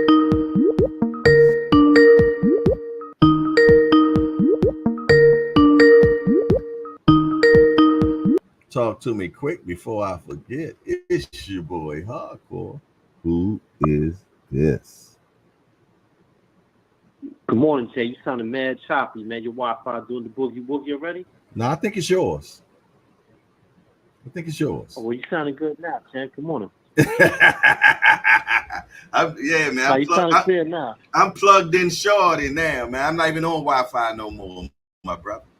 I'm on that. I'm on that. I'm on Ether now, my brother. I'm on Ether. Yeah. Yeah, we're about to get one of them Ethernet cords. Okay. Yeah, I got to change one of my picks for this weekend, man. I think I'm changing, man. I think I'm gonna go with Ryo over Pitbull, man. Ooh, why? I think because I like what's going on at the Robert Garcia Boxing Academy. Ryo does know how to box when he wants to. He does got considerable power, and I'm going with Ryo on the 12-round decision. And I'm gonna put some money on it. Hey, speaking of money, I just seen you sent $5, man. Yeah, I heard you say you needed 5 more, man. So I just completed that, man. Oh, that's how you feel, huh? Okay. Okay. That's how I was feeling, man. Little supportment. I'm picking Andy. Ah! Go ahead. I picked Andy Ruiz. Andy Ruiz over Big Baby. Mm-hmm. I just think he's too skilled, too fast. Though he got a lot of ring rust going on. Mm-hmm. See, I don't know about that one. He got a lot of ring rust. Big man might catch up to him, but I'm gonna go with Andy Ruiz on that. What are the fights we got? The cute El Diamante. I'm going with El Diamante. You know that off the rip. 12 round decision over Antonio Moran. I got Dave Morrell. I got Dave Morrell stopping home team. Hot Rod. Mm. Mm-hmm. Who else? What other good fights we got on this card, man? Am I missing any? Uh, I think you called them. Oh, Yeah, yeah. those are my picks. I'm sticking with them. And you know I got Bud, man. I got Bud by brutality. But I'm not speaking on the platform for that. Can I'm he not stop him? speaking on this. Can he stop him? Yeah, I think he could stop. I think his power is going to carry up because Bud does a lot of plyometric training. Mm-hmm. Plyometric training is explosive training. That's like hand clap push ups, box jumps when you see dudes jumping up and down off of a box. Mm-hmm. Doing that explosive stuff. It allows you to keep that power, that hand speed. It's power don't happen without speed, man. Power don't happen without speed. Power is strength multiplied by speed. That is the mathematical equation for power. It is strength multiplied by speed. And that's why plyometric training helps you keep that hand speed and keep that power as you move up in weight. And no one trains harder than Bud. I got Bud all day, even on Sunday. Nice, nice, nice. Okay, okay, All right, that's okay. what I got, man. I'm get off your line. Let Hey, someone hey, else come in. They might have hey, hey, oh, they might have before you leave, brother, I need you to tell people about your show you got going on, man. You did? Can you let Oh, people know? my little show, Real Prison Talk I didn't with call it little. Tommy. I didn't call it a little My, show, did I? I, I, no, you did it. You oh, did it. okay, I okay, did though. oh, okay, I all did right, though. all right, okay, cool. My humble show, Real Prison Talk with Tommy. Y'all Mm-hmm. can subscribe, definitely come in, comment, share the content. It's all appreciated, man. I think you'll find some interesting perspectives on there. Yeah, yeah, especially the one you dropped last night, man, about the sound of when those prison doors shut on you, man. You did. I keep forgetting certain words I'm not allowed to say on there, man. I So got to you get get used to better. that. You just got to keep on telling stories, man. And the more you started telling stories, you might tell a story that'll remind you of another story you need to tell now. Because as you started thinking Yeah, more about, because I mean, you should have a lot of footage, man. You was in there for 27 years, so I know you pushed a lot of that yeah, stuff in the back of your mind, man. But now it's time to wring yourself out. So I want you to look at this as therapy for you, okay? And yeah, that's what this is, man. So some days, man, you're gonna open the Pandora's box, man, and you're just gonna have to deal with that stuff right there after you talk about it.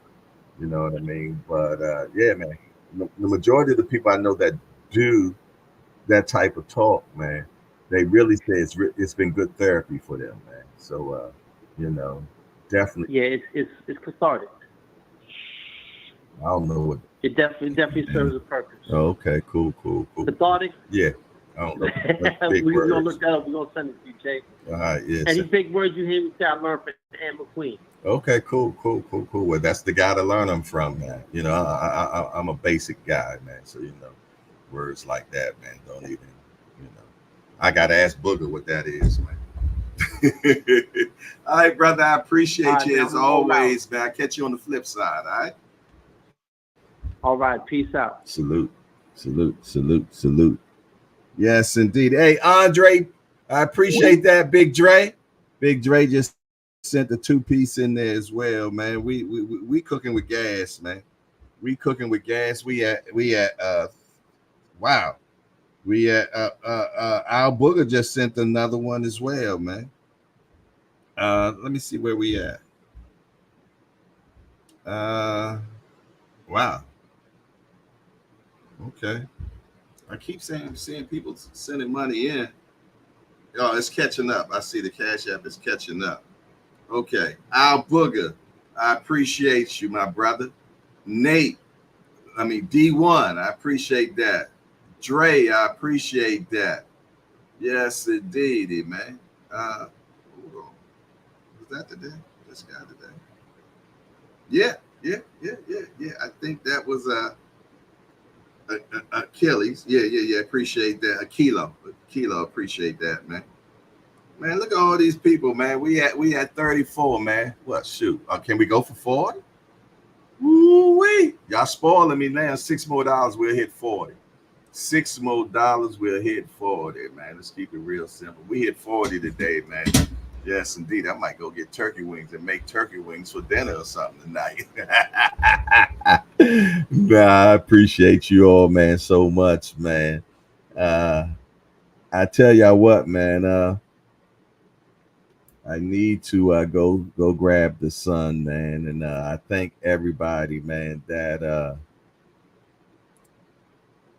Glenn Mitchell said, "Well, damn, send mines now." Yes, indeed. I appreciate everybody. He said no clickage. What do you mean?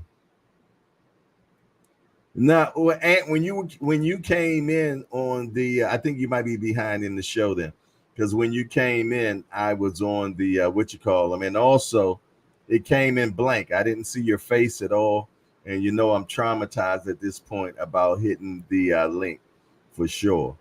You dig? So that's all that was. The kilo say 40 go long way in the streets. Yeah, I ain't gonna give my whole 40 up though. I ain't giving my 40 up on that one go, Jack. I'm sorry, Kilo. My 40 days are way up.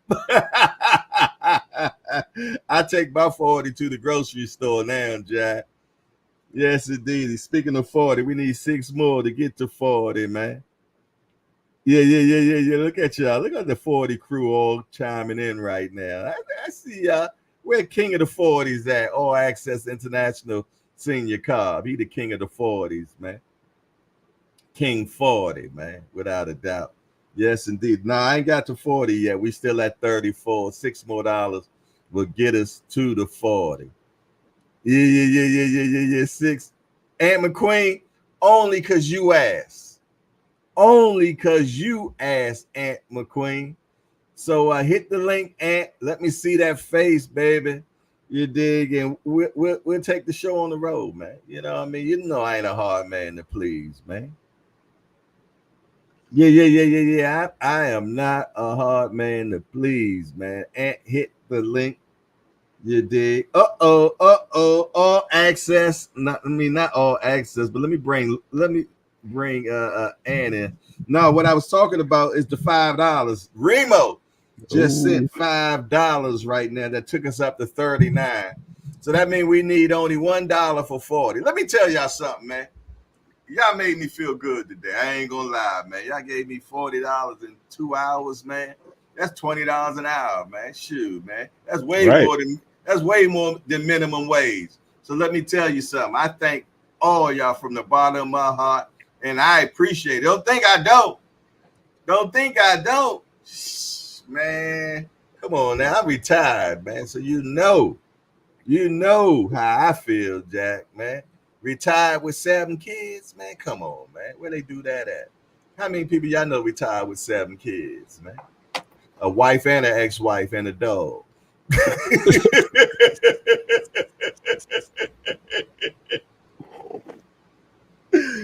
Hey man, let me switch over. You almost made me spill this coffee on this, and I wore this shirt special for the hangout. I don't know if y'all can see what that is right there. What you got? Oh, you got the Ralph on. I had to put that on for the hangout. My God, Some slight little Oxford shirt. Yeah. I got one just like that, man. You did. Hey, I have not because I asked not. I did ask, and we're at 41. D1 and GPs that came in and took us above the Call of Duty, man. You dig? So yeah, I will be going. We will be having turkey wings tonight to be putting in the slow cooker. You dig, boy? Yes, indeed. The family thanks you all, man. I can say I contribute to the house today, man. Hey, man, in the boom shagalaga. My wife ain't gonna look at me sideways or nothing, man. So you down there in them basement talking to them guys. You know what I mean? Need to be somewhere working. When you come back with the turkey wings, hey. Come back with the turkey wings. Now, what you gotta say now? Hey, throw these in the slow cooker. Right. No. I'm gonna have to put them in there now. After you bring home the turkey wings, you might not have to. You just, hey, throw those in there. Don't argue. No lip. Right. See, this is what talking into that square box gets you. Yes, indeed. You know, I'm making look. You know how you say, you know, I'm making $20 an hour. Right. With a click of a button, didn't even have to go nowhere. It ain't go nowhere, man. I appreciate it, man. I'm gonna switch over to the to my phone so I can. I'm already 6 minutes late. Let me switch over to the phone and get in the link with you all so I can. I'll drop a link for you. 23. I gotta put some new stuff on there. Because ever since I got out of jail, I got lazy. I got out of YouTube jail. You know how it is when you get out of prison, boy. You ain't trying to be a repeat offender, Jack. All right, y'all. I'm a switch. You can keep on rolling it out, Ant, while I switch things out. Yes, sir. All right. All right, I'm about to juggle for y'all. Send y'all some here.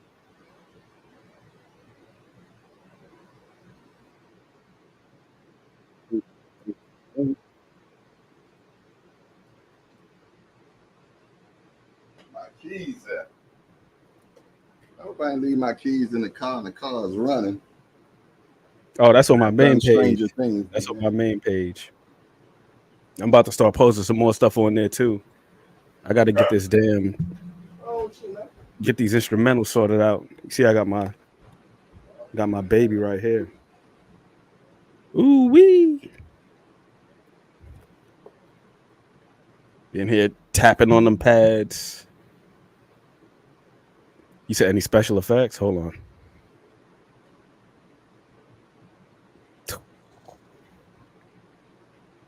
Come on now. Who else you know got fireworks? Who you know got fireworks, man? Just with a thumbs up.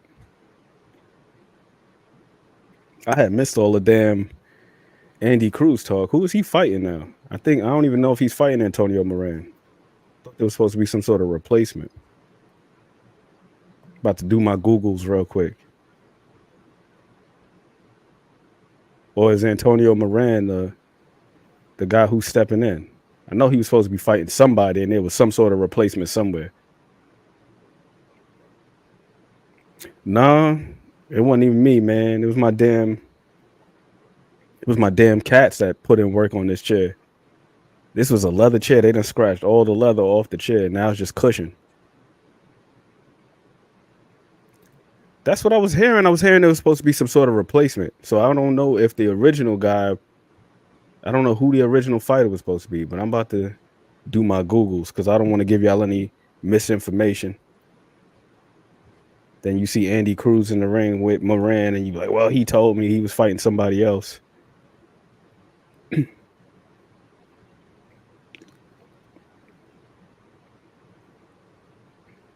Okay, they still got him fighting Moran. Then who the hell is it that was supposed to have a replacement? I know somebody's supposed to have a replacement on this card. Can't recall who it was. But I'll tell you what, though. I think that should be a good fight for Andy Cruz. We should, J.A. I ain't going to lie to you. We definitely should. And just throw caution to the wind. Hey, if they hit us with the boot bop bang, they hit us with the boot bop bang. Now, what I need to start doing is what I was doing before. When I did Ryan Garcia and what's my guy's name? I did Ryan Garcia and Oscar Duarte and who was the other person? Who was the other fight? Oscar Duarte, Ryan Garcia. It was Joe Cordina versus Edward Vasquez. When I did those film studies, I literally like I went and broke it up into different categories.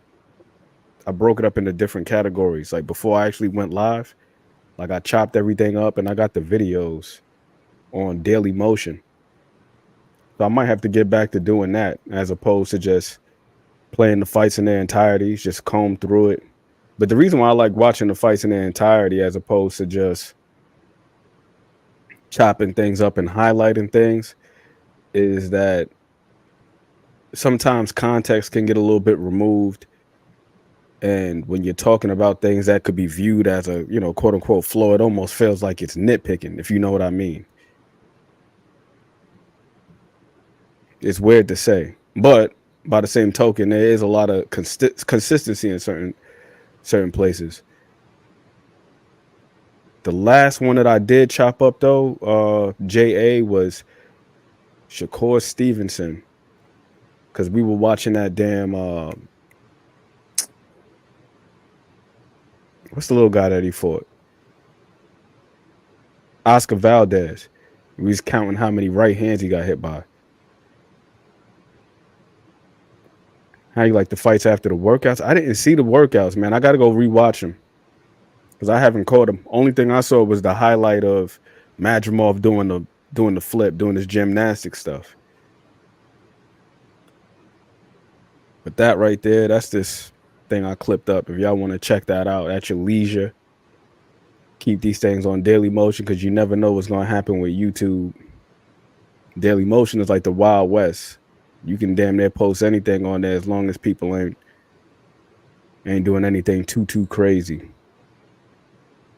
But they don't deal with all that copyright and all that other stuff. They let you rock out over there. I wish you could go live because then I would just funnel traffic over there. Be like, hey, come over here. But I don't think you can on Daily Motion. Yeah. How's my audio? Can you hear me? Yeah, you clean, man. You clean. I don't know what you did, man. It seemed like ever since you got that damn cable, your whole life been in 4K, man. Now you in the car. Some of that good internet then rubbed off onto the cell phone service. Got you clean and crisp in the car too. All right. I can switch over to the car. You can still hear me? Yes, sir.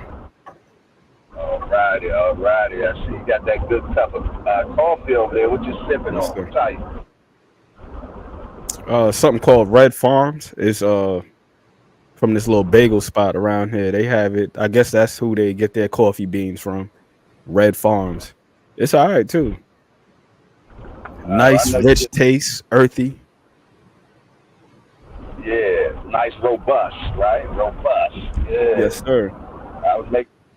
I know you just got out of jail, so I was making sure you weren't still drinking that state coffee, man. You know what I mean? I'm always drinking good coffee, man. That's one thing I am going to do. I'm going to drink some good coffee. I don't cut no corners with that. Like if I can't have good coffee, I'd rather not have coffee at all. Just dry on the day. Man, we're gonna have to break senior out of jail, man. I learned my lesson with that BS instant coffee stuff. That stuff is disgusting. Yeah, it is, man. Yeah, horrible. I agree 100%. I think it depends on how you drink your coffee, 23. Because me personally, at the most, I might put a teaspoon of sugar in there, and that's at the most, maybe 2. I don't put no creamers. I don't put any of that other extra stuff in there, so I could actually taste the coffee. So I think it depends on how you drink your coffee. If you put all that other extra stuff in there, it kind of don't even really matter what type of coffee you drinking for real. Yeah, because you make it hot chocolate.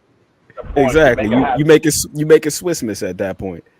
You got French vanilla and hazelnut and all this extra sugar in there. You can't even taste the coffee for real.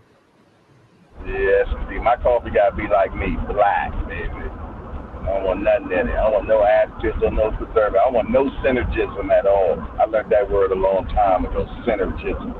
You know what I'm saying? I feel you with Kello. Occasionally, I'll do the what's the name? I'll do the honey and the coffee. Like I'll coat the bottom of the cup and that's it. Because I don't really like it too sweet anyway. That's why I don't put too much sugar in it.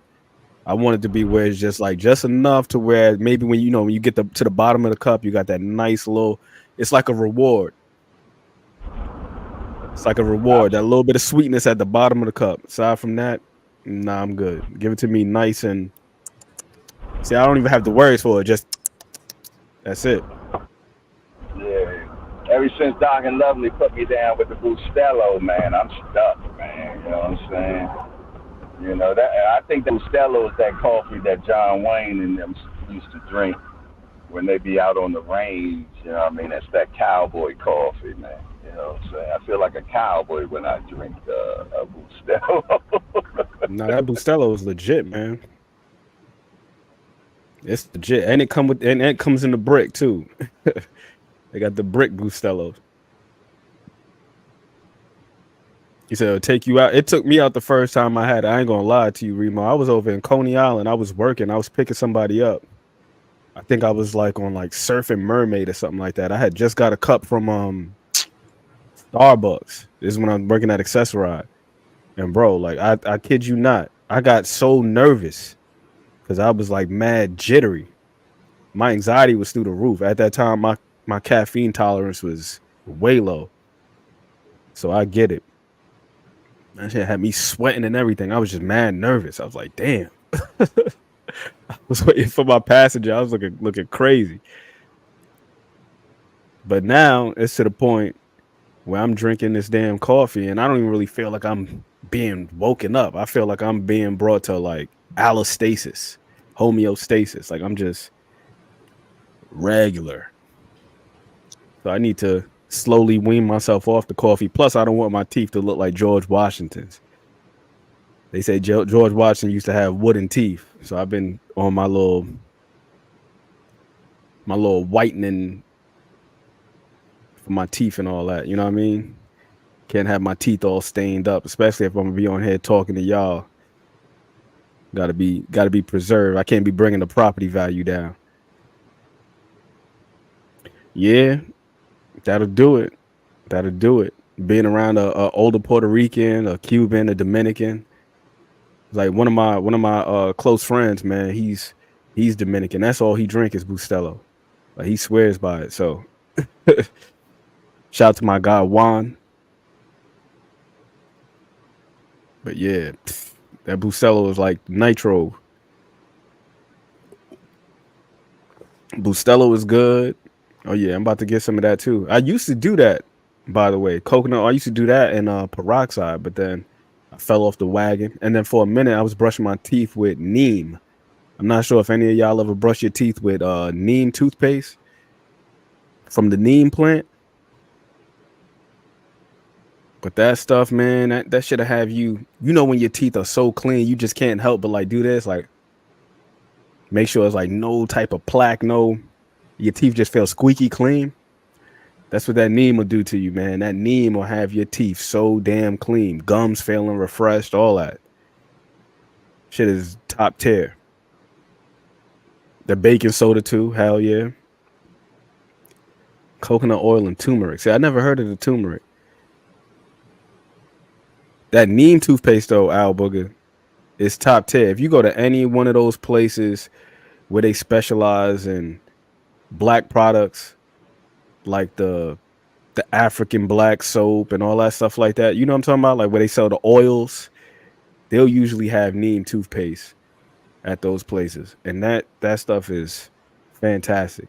No fluoride in there, for the conspiracy theorists who still think that the fluoride is going to block your pineal gland, you know what I mean? Take out your third eye. Like, no, you ain't even got to worry about that. Just clean teeth. That's it. I got to look at the rest of this card though, man. See what it's hitting for. So apparently Andy Cruz is still going to be fighting Antonio Moran. I think that's going to be a really good fight. It's amazing that this is only Andy's fourth fight. And for him to be fighting a guy of Antonio Moran's caliber, who's a really damn good fighter in his own right. 36-1. 70% KO ratio. And he's been looking good in his past couple of fights too, man. I got to give him a lot of credit. He's had a nice little stint over the past year or two over there at Pro Box, getting himself back into the mix. That last fight that he had, he scored a sensational knockout over Romero Duno, who's also a tough guy in his own right. Shout out to Romero Duno because he's fought some damn good competition. And that's one thing that I always think about with some of these guys, like a Duno, like a Moran. You know, you got to respect those guys, the career B-side guys, the guys that don't have all of the backing. Because these are the guys that are fighting damn near everybody. Like Romero Duno, he's fought Ryan Garcia, he's fought Frank Martin, he's fought Antonio Moran. You know, and the same can be said for Antonio Moran. Like Antonio Moran, he's fought Jermaine Ortiz, Romero Duno, Castaneda, Arnold Barbosa, Devin Haney. He's fought Jose Pedraza. Guys like that, they're not in a position where they can pick and choose. You know what I'm saying? Like, they're not in that position. So you got to respect to those guys. It's going to be on Let's Talk Fashion.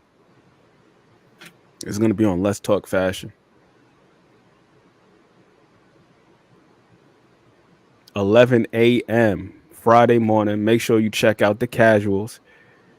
Nah, we could keep it on Let's Talk Fashion, man, because we got to build that channel up. Build it up.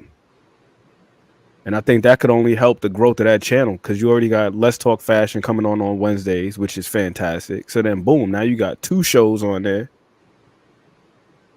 Just make sure y'all go check it out.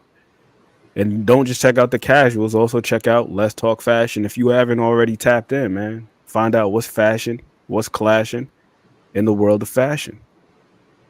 And if you're going to be there, be square. But if you got to be late, please be fashionably late. I had to plug that real quick. That's what I'm saying, Al Booger. Like, them guys, Chisora is another one. You look at this dude's resume, it's littered with just competitive fights from top to bottom. That needs to be a series all in itself. Respect the B-side, where these guys get highlighted. Instead of criticizing these guys and saying, oh, but this guy's a journeyman and this, that, and the third. It's like, yo, that's a lot harder to deal with because also, here's the other thing about a lot of these B-side guys. They're often not in positions where they have the resources necessary, whether it be training apparatus or knowing who they're going to fight well in advance. We're talking about guys that are taking fights on short notice, guys that might have to fight outside of their weight class where they campaign. So respect to the B-side, man. These guys don't have the luxury that these other guys have. Normal voltage. Waiting for connection. It very well could be Al Booger, or I might have to take it upon myself. Man. What are we talking about? We were talking about these guys. Akello is another one, bro. David Avanesian, man. David Avanesian is another guy. You look at his resume, you see the guys he's fought. Jaron Ennis, Terrence Crawford. He's fought Shane Mosley. With these other guys, and I mean this as no disrespect to them whatsoever, but you know, we're still waiting for these guys to fight certain guys. Like, yo, when is this guy gonna fight this guy and fight that guy? But then you look at a guy like David Avanesian, and he's fighting all the guys that we want to see fight each other.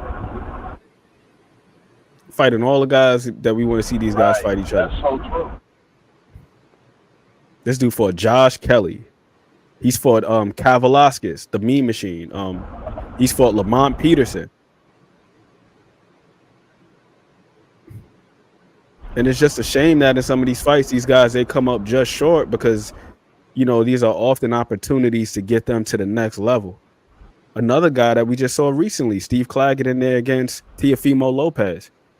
Like, it's a shame that a guy had to wait until he was 35 to get a shot at the title. And then you got other guys that are getting fast tracked. These dudes are becoming world champions in their early 20s, mid 20s, or after a handful of fights. And you got a guy like Steve Claggett. Like, of course, you're going to have some L's on your record when you done fought 40 fucking times before you were gifted a shot at a title.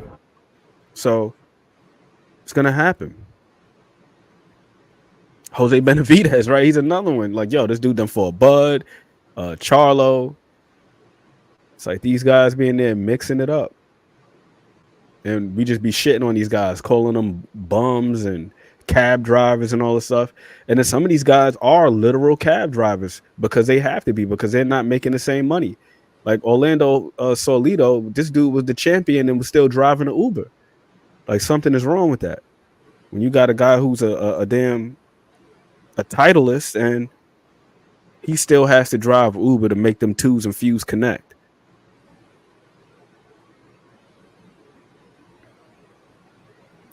But like I always say, you know, this boxing thing is not a meritocracy.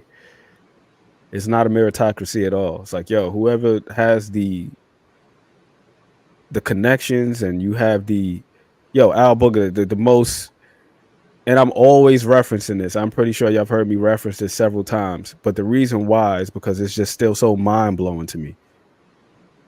That damn Maravilla documentary. And it's on Tubi, if anybody wants to check it out, about Sergio Martinez. It was just so mind-blowing to me that they had this dude in there with Antonio Margarito, and he only got paid $900 for that fight. $900. And we talk about Margarito, this dude that been in there with Cotto and Mosley and this one and that one, Pacquiao, you know what I'm saying? So you know that this guy's got some cachet. So we don't even know what the hell Margarito got paid, but we know that this dude only got paid $900 for that damn fight. Sergio Martinez only got paid $900 for that fight. And a lot of us, we probably watched it on TV and we thought that, and that's the mistake that many of us think, that some notoriety, some spotlight, that it equates to things being right on the pecuniary side of things, you know, the monetary side of things. But that's not always the case. You're seeing plenty of people who are on TV, but they're not really getting paid nothing for it. Nothing substantial, at least. So you did 8 weeks worth of work just to get paid $900. And then who knows what he had to pay for in camp as far as his gym fees, if he had dues. Had to pay the trainer and pay this one and that one, and then taxes. So it's like after that that $900 goes real fast. We know what that's like as proletarians, as people in the workforce. We know what that $900, yeah, that might be your net, but by the time it hits your pocket is what? 6 and some change, something like that, after all them damn taxes. So imagine being a boxer and, you know, training for God knows how long. You get in the ring, and this fight is televised on TV, so you're thinking that you're gonna be making something decent. This is $900, and then they got to take out taxes, and you got to pay this person and that person, and it's madness.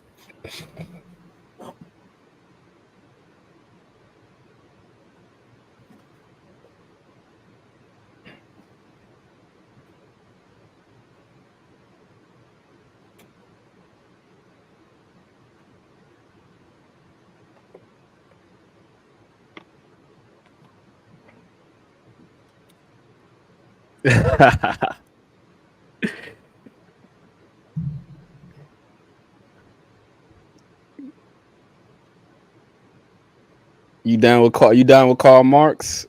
Al Booger. All right, let me plug my damn charger in.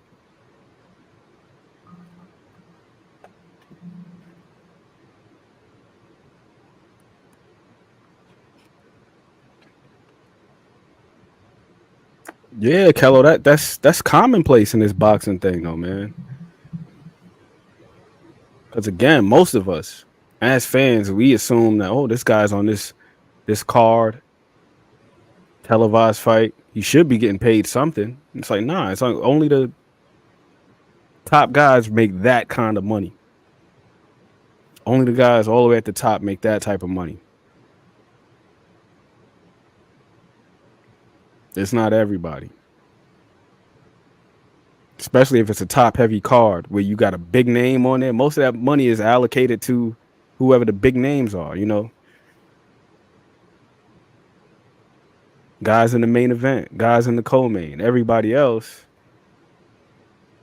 they're fighting for a chance at being at the top.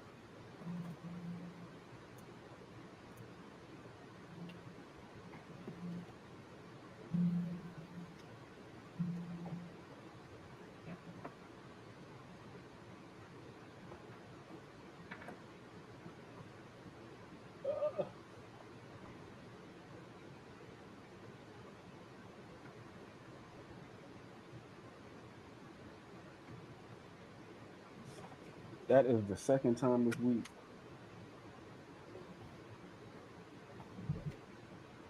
Second time this week I've done that.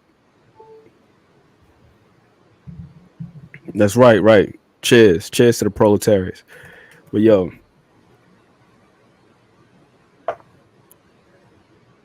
let me get back to this card though, because come on, Oreo, get the hell out of here.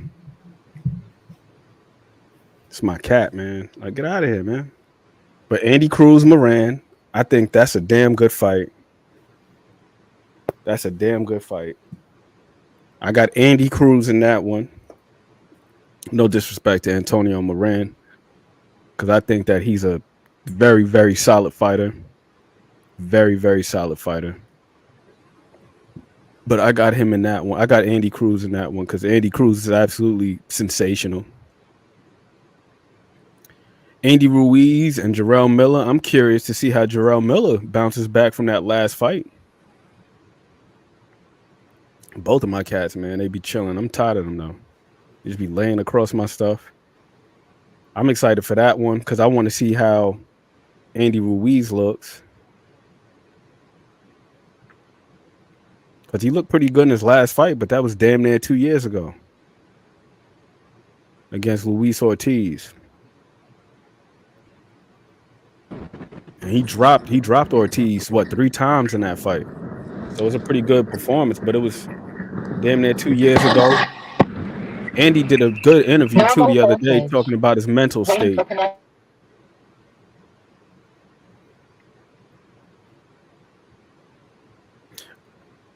I think he might win, but at this point, Akello, would you classify it as an upset? Because I think that Andy Ruiz, I feel like he probably should win. But Jarrell Miller just fought most recently. And Andy's like, we don't know what the hell Andy's been up to. Because Andy's somewhat of a wild card. It's like, we know that he's got fast hands. He got some good pop on his punches. Like, he's a talented guy, but we don't know what he got left. Yeah, and the main thing for me, as far as what he's got left, it's not the physical thing. It's the mental thing. Because Andy's been on somewhat of a mental, emotional roller coaster over the past couple of years, ever since that damn Anthony Joshua fight. Like, I'm looking at his box rec right now, and he's only fought twice since 2019, since becoming a champion. He became the champion in June of 2019, and then he went on that honeymoon where he was just partying and just enjoying his money, enjoying his celebrity. Then he had the rematch. Remember, he came in even heavier than he did in the first fight. He ends up losing the rematch, and then he doesn't step in the ring again. The rematch was in 2019. He loses the rematch, then he doesn't step back into the ring until 2021 against Chris Arreola. He beats Arreola by decision. And in that fight, he got dropped in the second round. But he rallied back, won by decision. Then he takes another year off, comes back against Luis Ortiz in 2022.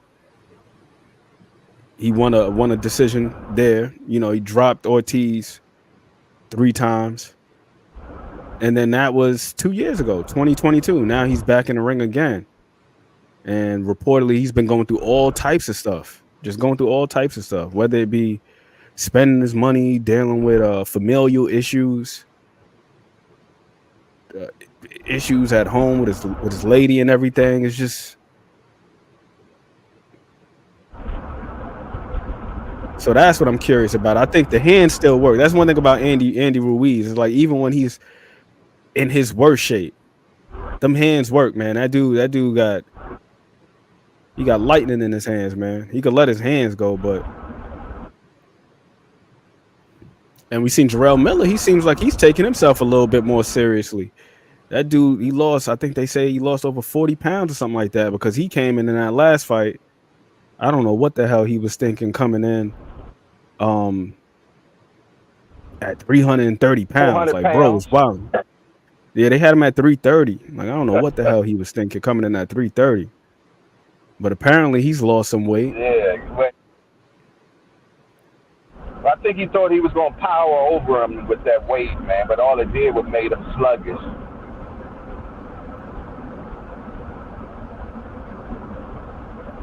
What do you think about his skill level, though? His skill set, Ant? I think his skill set is solid. I think he's got a solid skill set, but he seems to be one of them guys that just checks out. I don't think his mental conditioning is up there. Not just his physical conditioning, but his mental conditioning. Where it just reaches a certain point in the fight and he just checks out. The lights are on, but nobody's home. Because he was doing pretty damn good in the first half of that fight against Dubois. I'm not gonna say he was like whooping Dubois' ass, but it was very competitive. It was back and forth, and then it just reached a certain point in the fight where the tide had just shifted completely in Dubois' favor, and Dubois was just putting hands and feet on him, and it ended up stopping him in the last round. So just mentally, he seems like he just be checking out.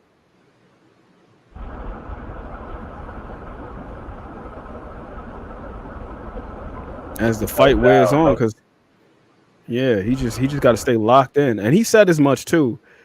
He said in that last fight with Dubois, he kind of just left the ring, so to speak, mentally. But I think this should be a good fight. He appears to be in better shape. Andy, he sounds like he's been taking his training a lot more seriously. He's even installed a gym at his home, so he says he's been working. If such is the case, he looks pretty big, though. Did you look at him?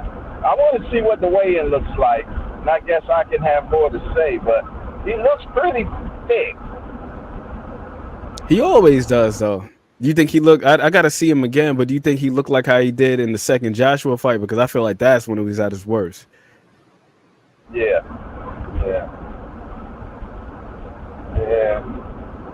I'm going to tell you, he looks like about 275 or 280. What do you think? If he's 275 or 280, I don't think that's going to be good. I don't think that's going to be good because I'm looking at his previous weigh-ins right now, and his last fight against Luis Ortiz, he was 268. Then before that, he was at 256 against Chris Arreola. And that was right after the second fight with Joshua. The second fight with Joshua, he was at 283.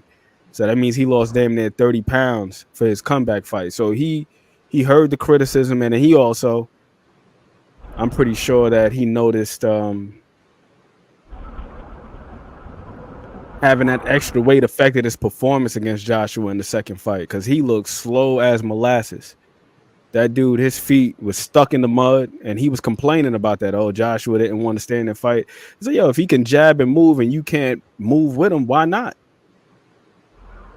That sounds like a you problem. Yeah, I think we're going to see him between 268 and 272 this weekend. That's what I think, though. But we'll see Friday, man. I hope I'm wrong. I like to see him at between a 256 and a 260. That let me know that he's been working. Oh yeah, no, that would be fantastic. That would be fantastic. The main thing though is his movement, is whether or not his mobility is compromised. Because the one thing about Andy and what's my guy's name, Tyson Fury, them dudes look like they can be out of complete shape. Like these dudes look terrible, but they conditioning, they motor just never ceases. That's what I like about Andy and the quick hands. Andy got some fast hands. Yeah, so you know what I mean. That's why I'm pegging him for to beat Jarrell Miller.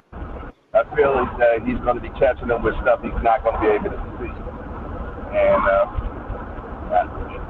I think that's going to be the motion of the whole fight.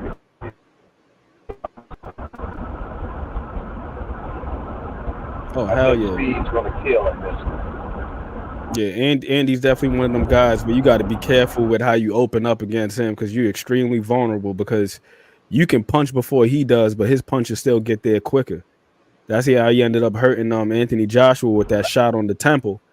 Joshua went in for the kill after he dropped him. He opened up, and Andy's punch just got there faster, right on the temple. And then the fight, as we knew it, it changed at that point. Right. Like it was drastic. Yeah, so Jarrell Miller's definitely got to be. He's got to be careful with that. All right, no doubt. All right, so moving along, let's see who else we got on here. Jared Anderson and Martin Bacall, like Bacall. I don't want to butcher his name, but how y'all feeling about that fight?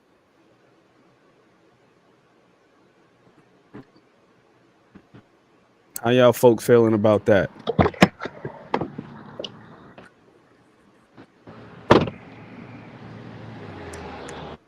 I see Bacall's only lost that one time against Michael Hunter, and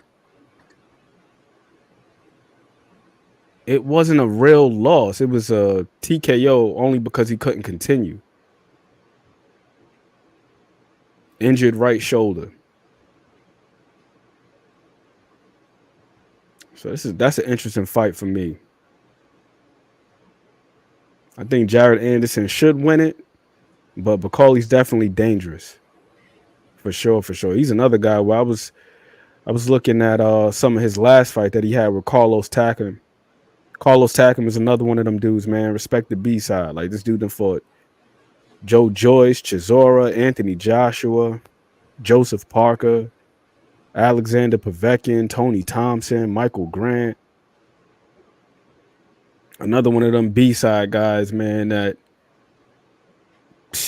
if the check is there and it clears, he's stepping in the ring. Win, lose, or draw. And this dude, he's going to go out on a shield. But I was watching some of Bacall's last fight with him. And I must say, like, for a guy his size, he's got pretty damn good coordination, man. Nah, he's no pushover at all.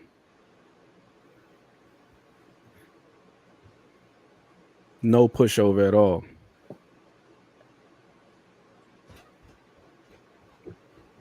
Likewise, Akello, likewise. But what I realize is that it's difficult to say with some of these guys because they're not being granted these opportunities, you know? They're not being granted these opportunities. So it's difficult to say sometimes, like, where a guy is or where he isn't in his career. It's like we were talking about before, man. It's like when you got that association, when you got that connection, you're going to be afforded certain opportunities.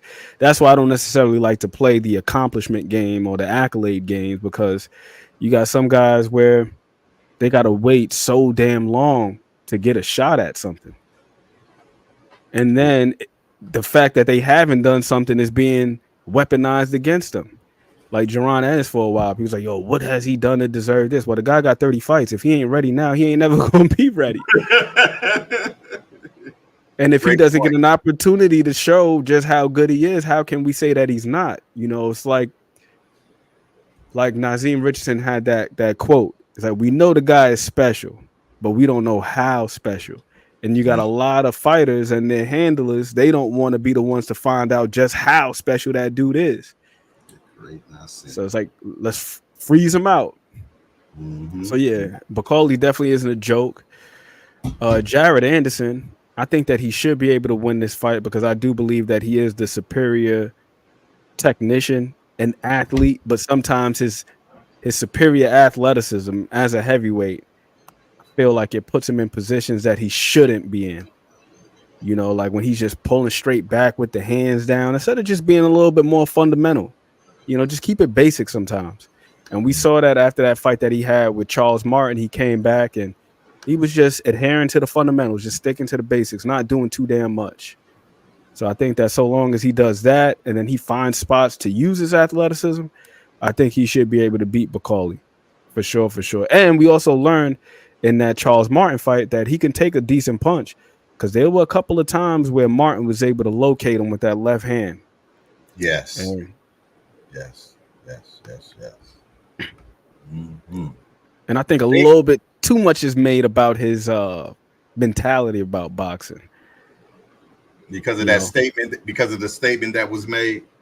Yeah, I think a little bit too much is made of that because if you go back in history and you watch other fighters' interviews and their thoughts on fighting, you'll learn that some of these guys are not the complete savages that we believe that they were. Like, for example, Sugar Ray Robinson has that famous interview where he talks about how he never liked boxing. He always thought it was barbaric and brutal and all this other stuff. He just happened to be good at whooping ass.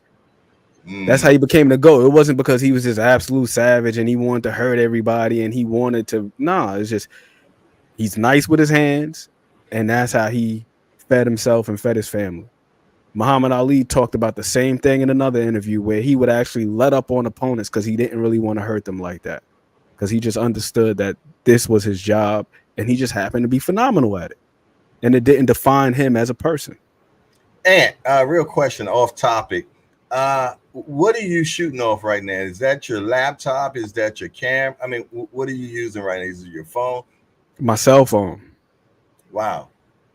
Very good picture, man. Very good Shout picture. out to Apple. Shout out to Apple. I don't know if they do this with Windows, but Apple, right? They have this function called continuity camera. So if you have an Apple computer or a MacBook, you can use your iPhone as a camera source. So I'm using, you know how you got the two lenses or three lenses, depending on which iPhone model you got, whether you got the regular or the Max. You can use those lenses on the back of your cell phone camera as your webcam. And that's what I'm using right now. You just have to just mount it. You put it on a little tripod or stand, and then boom, it'll pop up automatically. Because one day I was actually about to go buy a damn webcam from Best Buy because I'm like, man, I don't like this ashy ass webcam that they have built into the MacBook. I don't like the way it looks. Like, hold on, I'm gonna show you this is the FaceTime HD camera that's built into the MacBook. That's the FaceTime HD. That's the what's the name? That's the iPhone camera right there. Yeah, I like that, and the reason why I say that because I'm comparing pics, man. You're closer up to the camera, so it's giving a more fuller picture. I'm sitting back, so I was wondering if I bring.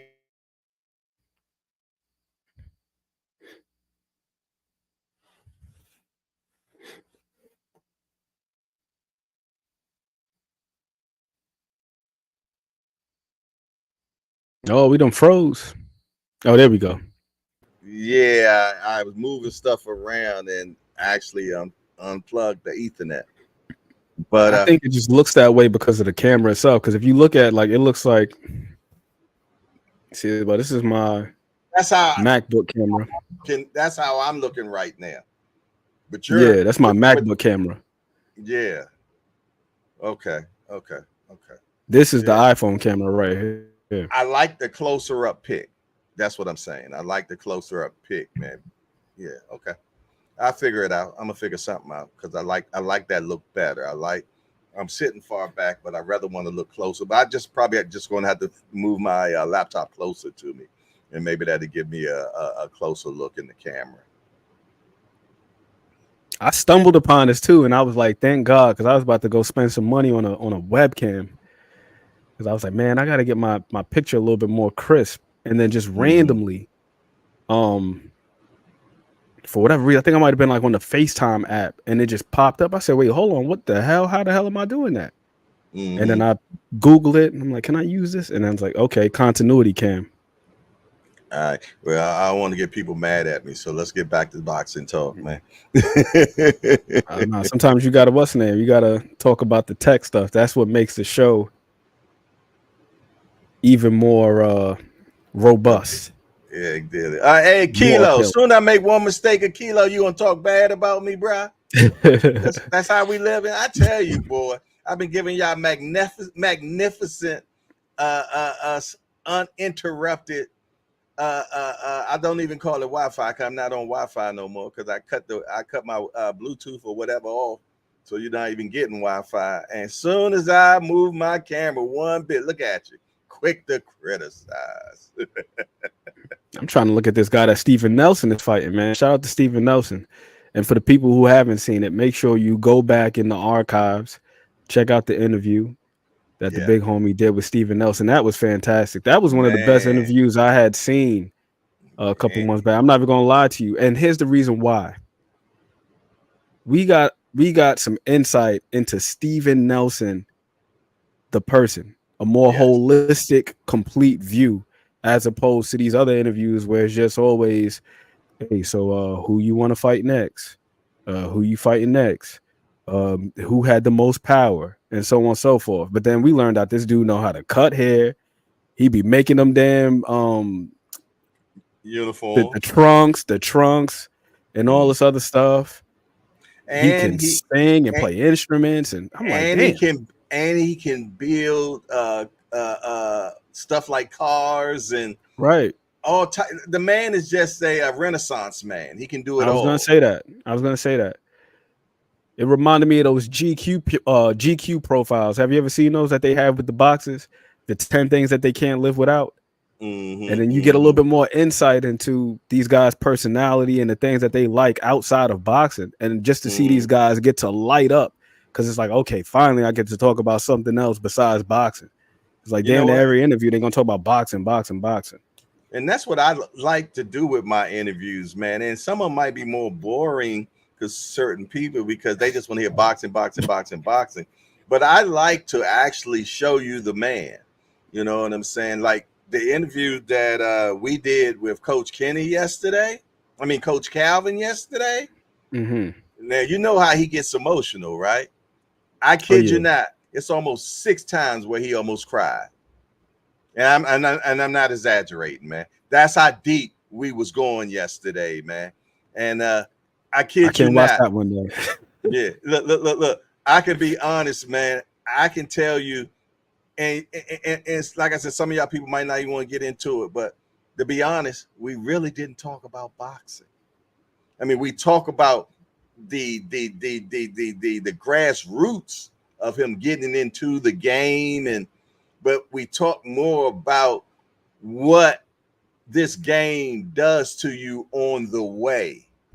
You know what I'm saying? The thoughts that come in your mind, like how Big Baby said, man, I don't know how long I can be into this. You know what I mean? We're getting that type of conversation yesterday. You know what I mean? Not that stuff you always hear all the time, because it's at this point, man, y'all know everything about Coach K, but y'all don't know this stuff. So we pulled back a few layers of the onion yesterday, man. And it's going, and we're probably going to drop, I kid you not, we're going to do it like the Vlad style. If you ever watch Vlad TV, they drop like a bunch of episodes of it.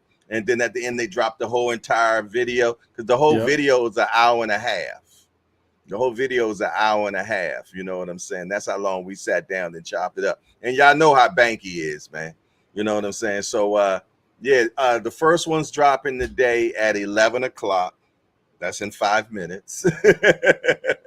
And we're going to keep boogieing from there, man. And I'm going to be dropping one. I don't know. Maybe I drop 2 a day. I'll drop 2 a day, man, so we can knock it out within probably about a week. You know, that's how much it You is. gotta So ration out that. You gotta ration out that content, man. Ration out yeah, that content, no and then doubt. also just give people the option of, hearing certain parts, and Mm-hmm. if they Mm-hmm. want to hear it in its entirety, because you got Yeah. some people where they just want to just get straight to certain things. Mm-hmm. Mm-hmm. Exactly. So So yeah, so that's coming to you real soon. We're also interviewing Greg Hackett tonight. You know what I mean? It'll be pre-recorded, you know what I'm saying? But we're gonna really dig into his grassroots and everything, man. So you learn more about that brother, man. You know, he's very interesting guy, and he's very intelligent about this sport, man. And I love his breakdowns as well. So yeah, that's going to be another good one. And from now on, we're going to be doing a lot of interviews that's going to be on the show with Banky and myself. You know what I mean? So make sure that y'all patronize that, just like y'all patronize everything else on the JBT. I wholly appreciate you all, because that is another JBT product. I can't wait for that Coach Calvin interview, man. But I gotta make sure I got my Kleenex on deck. I don't know what it is. I don't know if it's because I'm getting a little bit more seasoned at this point in my life, being 35. But I feel like every year, man, I just feel like I get a little bit more Human. in tune with my sensitivity. You know what I'm Yeah, saying? With human. Because yeah, as men growing up, we don't supposed to cry. We don't this, that, and other, this, that, and other. But now we're pulling down those false narratives, man, and being okay to pull the mask off, man, and be who you are, man. And as you get older as a man, you learn that it's okay. And then you don't pass those false narratives down to your child. You know what I'm saying? So he don't have to wait until he's 35 to figure that out. You know what I mean? He'll know at 8, 6, 5. You know what I'm saying? So that's one thing he ain't got to worry about. You done and already just being pulled able that down. to through that processing of emotion, looking at it like, yo, it's not just about the negative, sad and this, that, and the third, but also as a response to beauty, like seeing something beautiful, seeing something wholesome. Like, I ain't gonna lie to you, sometimes I get emotional when I see um other dads with their kids, because I think about my dad sometimes. Like my dad was only 38 when he passed, so I'm like, damn, like sometimes I see people with their kids, I'm like, man, I miss my dad. Like, but seeing Coach Calvin, that one interview where he was talking about how when he hears Tank, he still hears him as a little boy. Like, that made me emotional. 'Cause I'm like, man, they've been together for a little minute. For a minute, you see all the old photos of them together when Tank was like 6 years old, and he's like, "Believe in me, coach." But he also knows how to push that button. You know what triggers him. You know what I mean? And that's the beautiful thing for having time with a person. You know what I'm saying? He knows what to say to get that boy ready. You know what I mean? He knows what to say in that corner. You know what I'm saying? To make him do what he got to do. You know what I mean? That's a beautiful thing. You know what I mean? So I like that, man. I like Yeah, that. you be seeing a lot of times in them corners when how long you been trusting me? Mm-hmm, Like, mm-hmm. man, it's a beautiful relationship, man, and hopefully them guys, they continue their success. But yeah, we need more of that content. We need more of that content especially from within the boxing community. There's a wonderful interview, 1985, Floyd Patterson, that he did, and he had a whole segment where he was talking about how boxers have intense feelings, but folks think that just because they're in there punching each other upside the head, that these guys don't have these emotions. That is so true. And you separate the man from the boxer so much, man, where you just see a gladiator, man, and just, he's invincible and he's super boxer and super fighter or whatever. You know what I'm saying? So you don't see past that.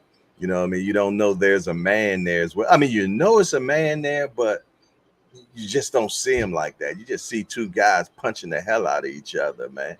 You know what I mean? And you don't think about, he's going back home to his family that's going to have to love up on him and get him back together for the next fight. And you know what I mean? And the stake he got over his eye and his iced out knees, man, and him crying to his wife because he just lost, and all that stuff you don't get to see, but it's happening in the background, man. Trust me.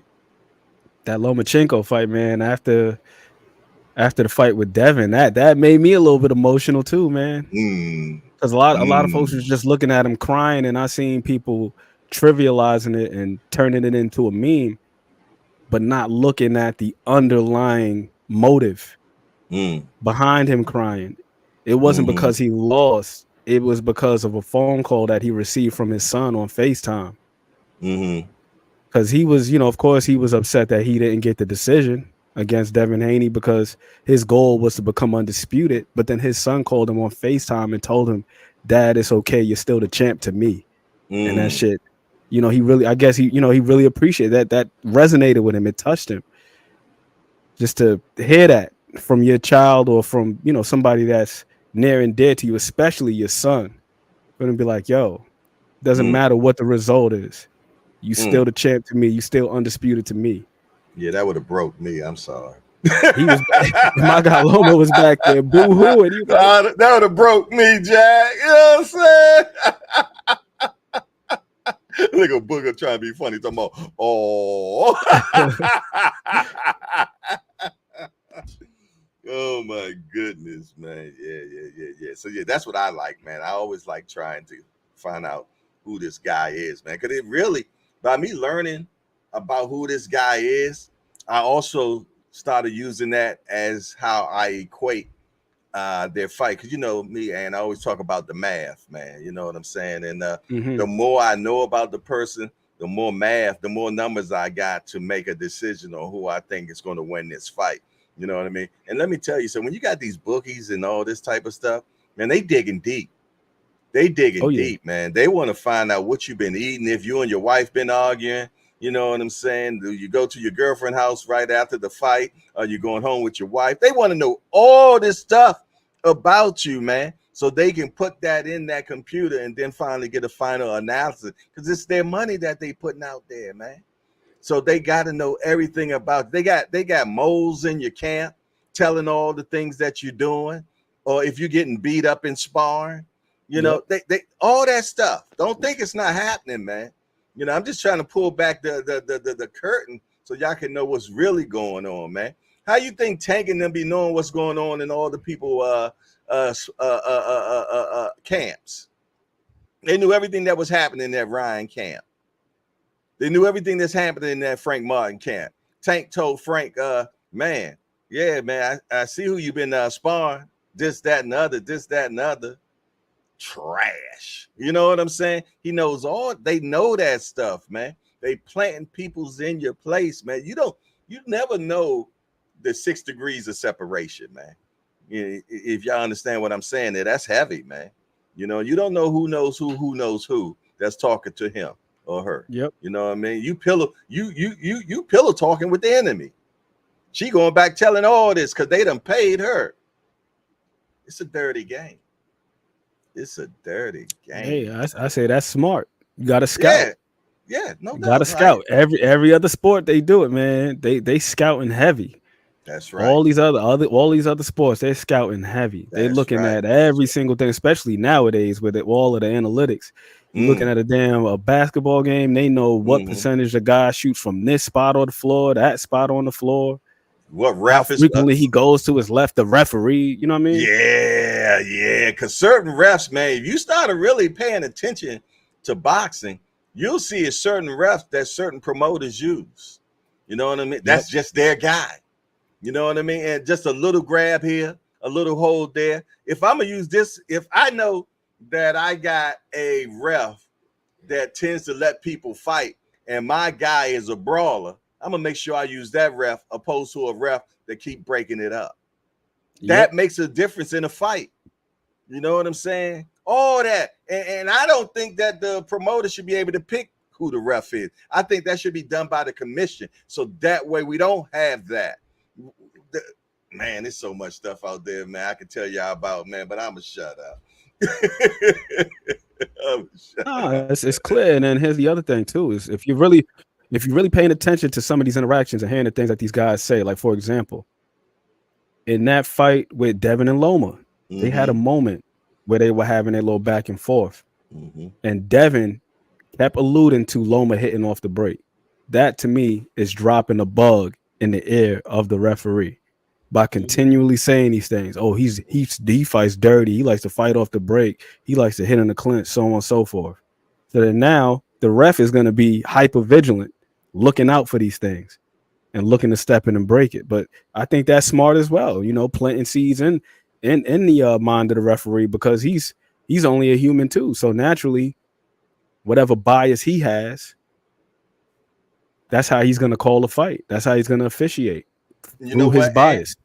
And you're so right. But you know what? The beautiful thing about it is it started when the ref comes in and give the rules. He said, "Hey, ref, he be hitting below the belt a lot, man. I need you to stay on your job tonight." He says that to him in the dressing room. When the Yep. first time it happens in the ring, he brings it up again. It's all psychology, man. Because like Ant said, they're all just people. That's it. And people are built with flaws. We all have flaws. Simple as that. They want to know if that ref is a constant gambler. Because if he is, oh, I can get to him. I'm gonna pay this bet. I'm gonna pay this 30,000 off, man, that you owe. But you need to referee this fight real good. You know what I mean? That is happening out here, man. You got fighters that are big gamblers, man. You think people don't get at them? I heard you owe 100,000 to the Bellagio, man. Yeah, I just took care of that marker for you. That's all I'm saying. It's taken care of. Definitely. Mm, Definitely. mm, I believe that's mm. why Tony Weeks was using that damn Virgil Ortiz fight. That one that Virgil just had with Frederick Lawson, where he stopped it in the first round. Oh I felt man. like he was the perfect candidate for the job, because in the event that it gets stopped like in the fashion that it did, Mm-hmm. nobody's batting an eye. It's just, there goes Tony Weeks making another mistake. This is just like the Rolly Romero Barroso fight all over again. This is just a repeat. Yeah, the dives are different now. The dives are different, man. They're more intelligent about it now, man. You know what I'm saying? It's more intelligent about it, man. It happens before the fight happens, man. You got to be even careful about when you're at the hotel ordering room service. They can get at you through the busboy, man, bringing the food up to your room. Next thing you know, you got X-lax in your food. And you got the got to goes. You got the got to goes, man. Soon you get hit in the body. Now you just trying to stay away from them punches, man, because you don't want to crap yourself during a fight, man. You don't think them guys got to go to the bathroom during the fight? No, they do. What's name told a hilarious story. I think it might have been Brett, man. He was saying how Mm-hmm. one of his fighters, he had some issue with his stomach, Mm-hmm. and he was trying his hardest not to get hit with any body punches because he had the shit so bad during the fight. Right. Exactly. Yeah, I'm gonna tell you, man. You know, all that stuff is going on, man. You did. In this beautiful sport we love called boxing, man. We love this game so much, man. You dig? I don't know what I would do if boxing did exist. And I knew about it first, and then it was taken away. Oh my goodness, man. What would I do, man? I had to go to Boxing's Anonymous, man. You know what I mean? Something like that. But we have a hell of a fight this weekend, Ant. Oh yeah. Oh man, that card there, man. I'm loving that all the way. You know how sometimes, I'm gonna be honest, you know how sometimes we don't watch that under card, and sometimes we do. But this one, oh, I'm watching it through and through. I'm watching it through and through, man. I'm With the looking exception forward. of maybe two fights, Mm-hmm. I think that all of these other fights are they feature at least one, or if not both guys, that if you're just a casual boxing fan, you should know who these guys are. When I say casual, I don't mean to the point where you don't know anybody, but Mm-hmm. to someone where, like, if you follow the fight, follow the sport, but you don't necessarily have a favorite fighter. You just say, let me just tune in. Like, you should know who most of these guys are. with the exception of maybe these two fights. This fight with this dude, a Maloff and Michael Bullock. Like I don't even know who neither one of these guys are. First time hearing of both of those guys. I'm familiar with Steven Nelson, but his opponent Marcos Vasquez Rodriguez, not familiar with him. But everybody else, Andy Ruiz, Jarrell Miller, Jared Anderson, Martin Bacali, Andy Cruz, Antonio Moran, Isak Cruz, Jose Valenzuela, David Morrell, Kalajic. I'm excited for that fight right there. That's a good one. That's a good one. Kalajic is good, man. Yeah. Kalajic is a damn good fighter. Yo, the guy's 29-2. 29-2. He's only been stopped once, and the one person who stopped him is the guy who stops everybody. Who was that? Arthur Beterbiev. I was about to say that. We were just talking about Arthur yesterday on the Boxing Source show last night. You know, I love Arthur. Yeah, man. You know, only bad thing about it, I really think that Arthur body is breaking down, and I really think that if he don't get back in that ring soon, Father Time is going to swoop on him, man. He'll be back in October. I think he's super understated as a boxer. I think he's one of the most understated guys boxing today, honestly. And I didn't always feel that way.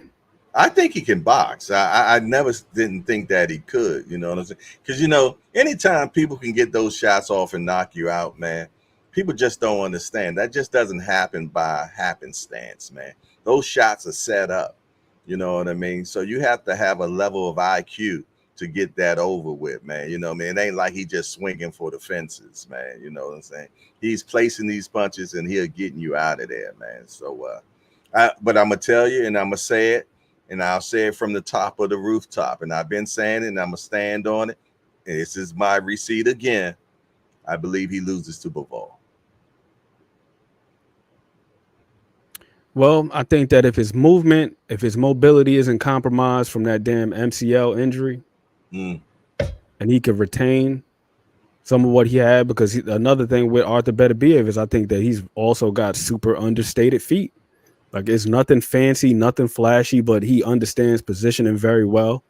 And I've seen him in there with guys who have a height and reach advantage over him, and he's able to counter the jab quite effectively and consistently just by pushing and pulling. Step in range, get the guy to throw the jab, he'll step just out, make him fall, make him reach just a little bit, then counter over the top. And if he's still got his mobility, I like him over Bivol because of Bivol's tendency to fight in a certain rhythm.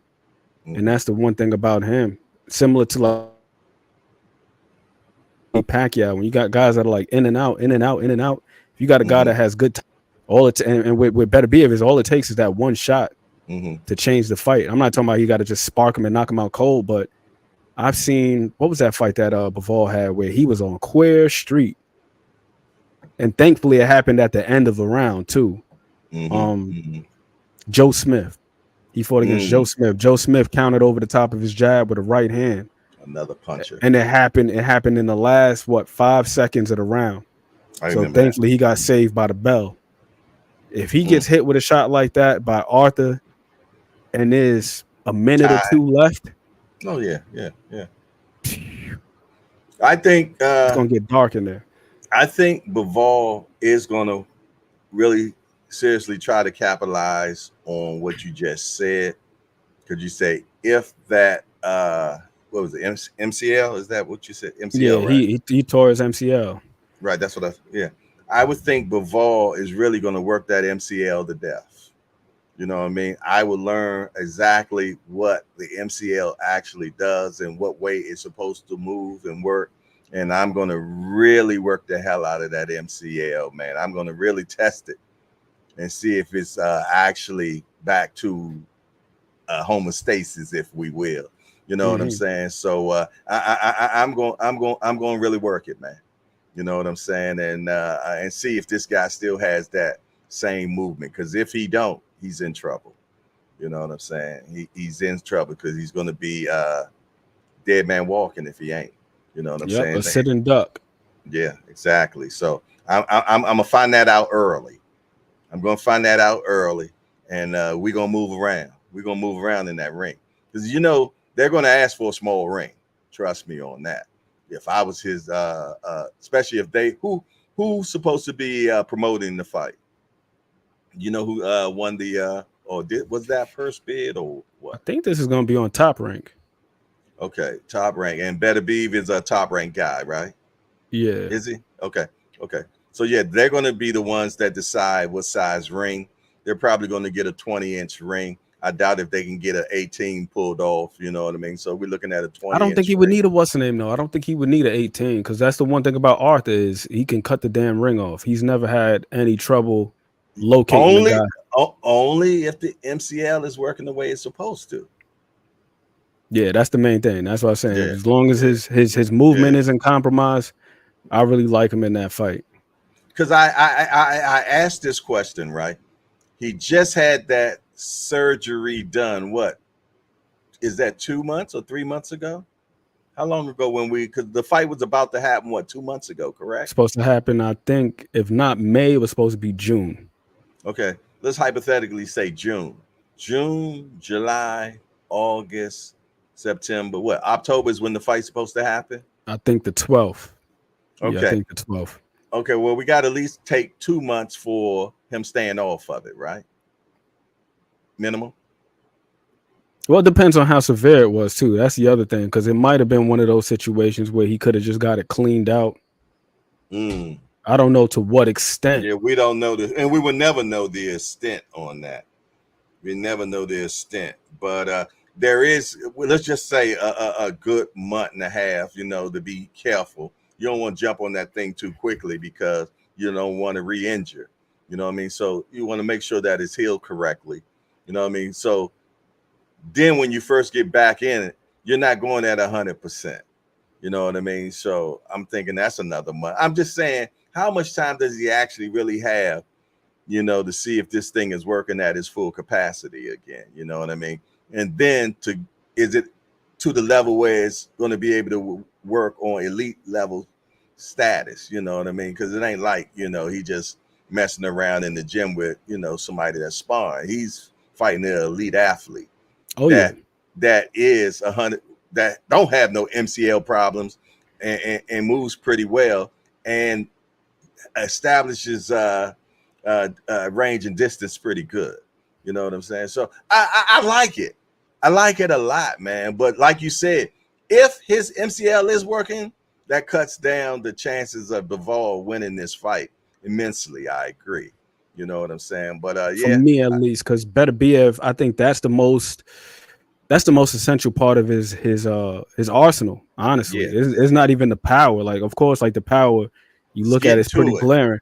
Yeah, exactly. Getting to it, like you said before, it's not happening by happenstance. You're not just going out there just swinging for the fences, especially when you look at the guys that he's managed to stop. Like, he's stopping guys at the elite level. Now, when you got these guys on the come up and they're fighting overmatched opponents that they can just walk up to them and basically just hit them over the head with one shot and they sparking them out in the first round. Yeah, those guys you can dispatch of easy. But you got guys like Joe Smith Jr., who had never been stopped before prior to what's his name, I don't think. Or if he has it, it's probably like it was a TKO. I'm looking at his record. Vosdick was 17-0, never been stopped before. Kalajic, when he fought him, Kalajic was 24-1, never been stopped before. He stopped him in 5 rounds. And he was a knockout, not even a TKO. He knocked him out. Callum Johnson was 17-0 when he fought him. Callum Johnson, of course, never lost. He got knocked out. This other dude, Colin, never been stopped before. He knocked him out. What's my guy's name? Callum Smith. He was 29-1 his last fight. Dude was in there. He went 12 with Canelo. Beterbiev knocked his ass out in 7 rounds. So Marcus Brown's another dude. At the time when they fought, Marcus Brown never been stopped. Beterbiev stopped him. So you're not stopping fighters of that caliber with just punching power alone. Like you said before, it takes a lot of IQ. That's for one, to be able to set the shots up. But then it also, to the other point you just made, you got to get it there. And how the hell do you get it there? You get it there with positioning.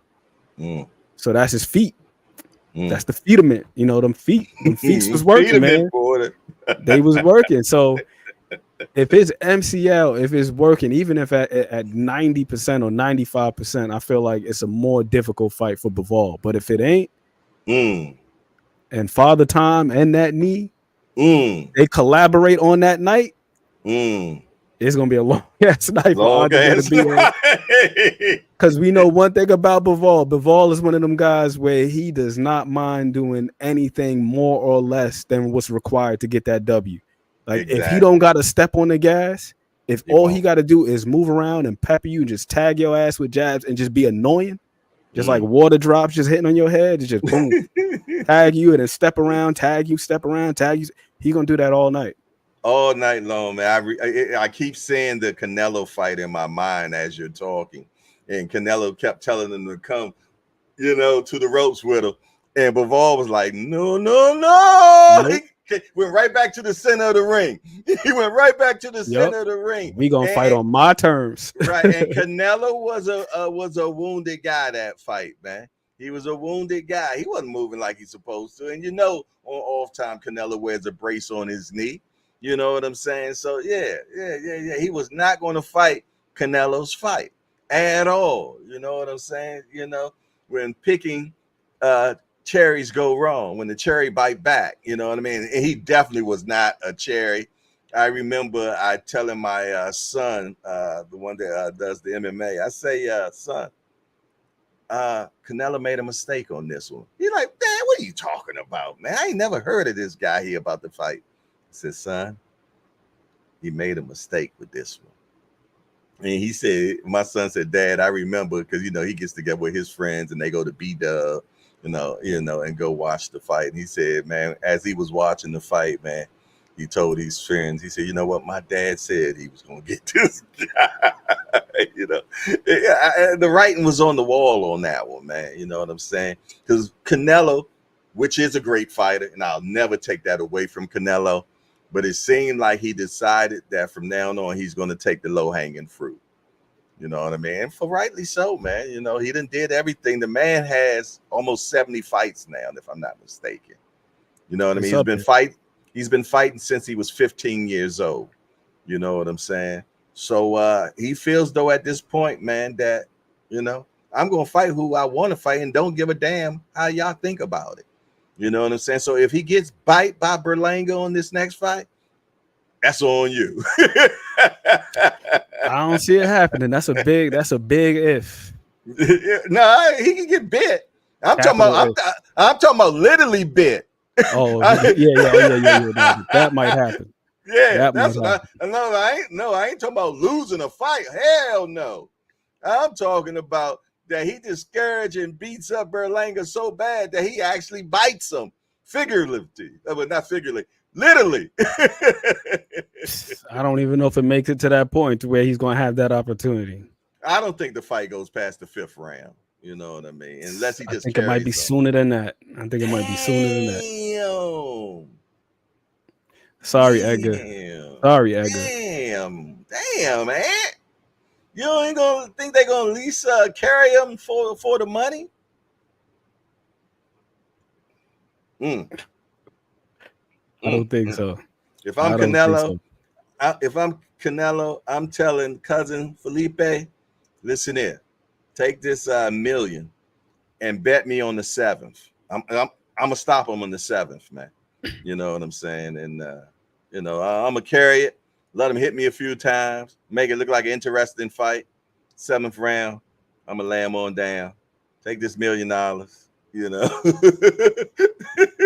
just think he's just. Man, if you really want to break the bank, go ahead and get KO'd by Berlanga and bet $1 million on Berlanga. Hell yeah.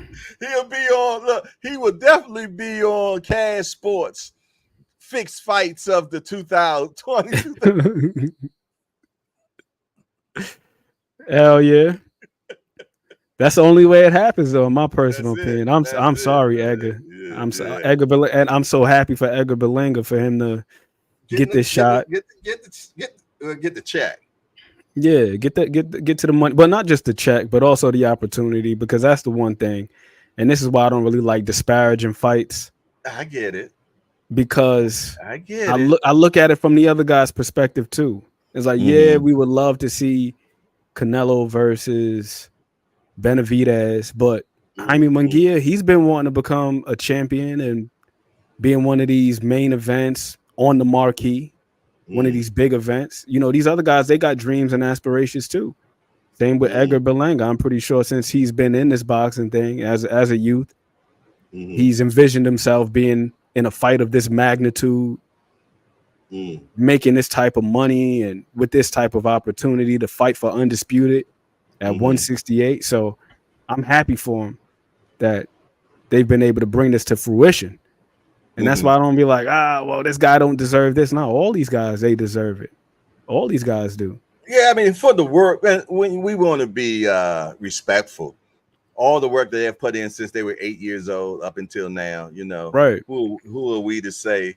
But we also gonna be realistic about, because we sit and watch, you know what I mean? And it's not just that we watch, man. We pay attention to these fights and these fighters, man, and we get to a point in our level where we understand boxing a little bit. You know what I'm saying? And we watch fighters and we know it's levels to this thing. And we just know who's on whose level. I mean, sometimes we just get it wrong. But there's levels to things, man. It's levels to this. And we can see the levels, man. We can see the levels, man. And it is what it is. And when we look at Berlanga and we look at Canelo, we're talking about levels like this, man. You know, I'm gonna be honest, man.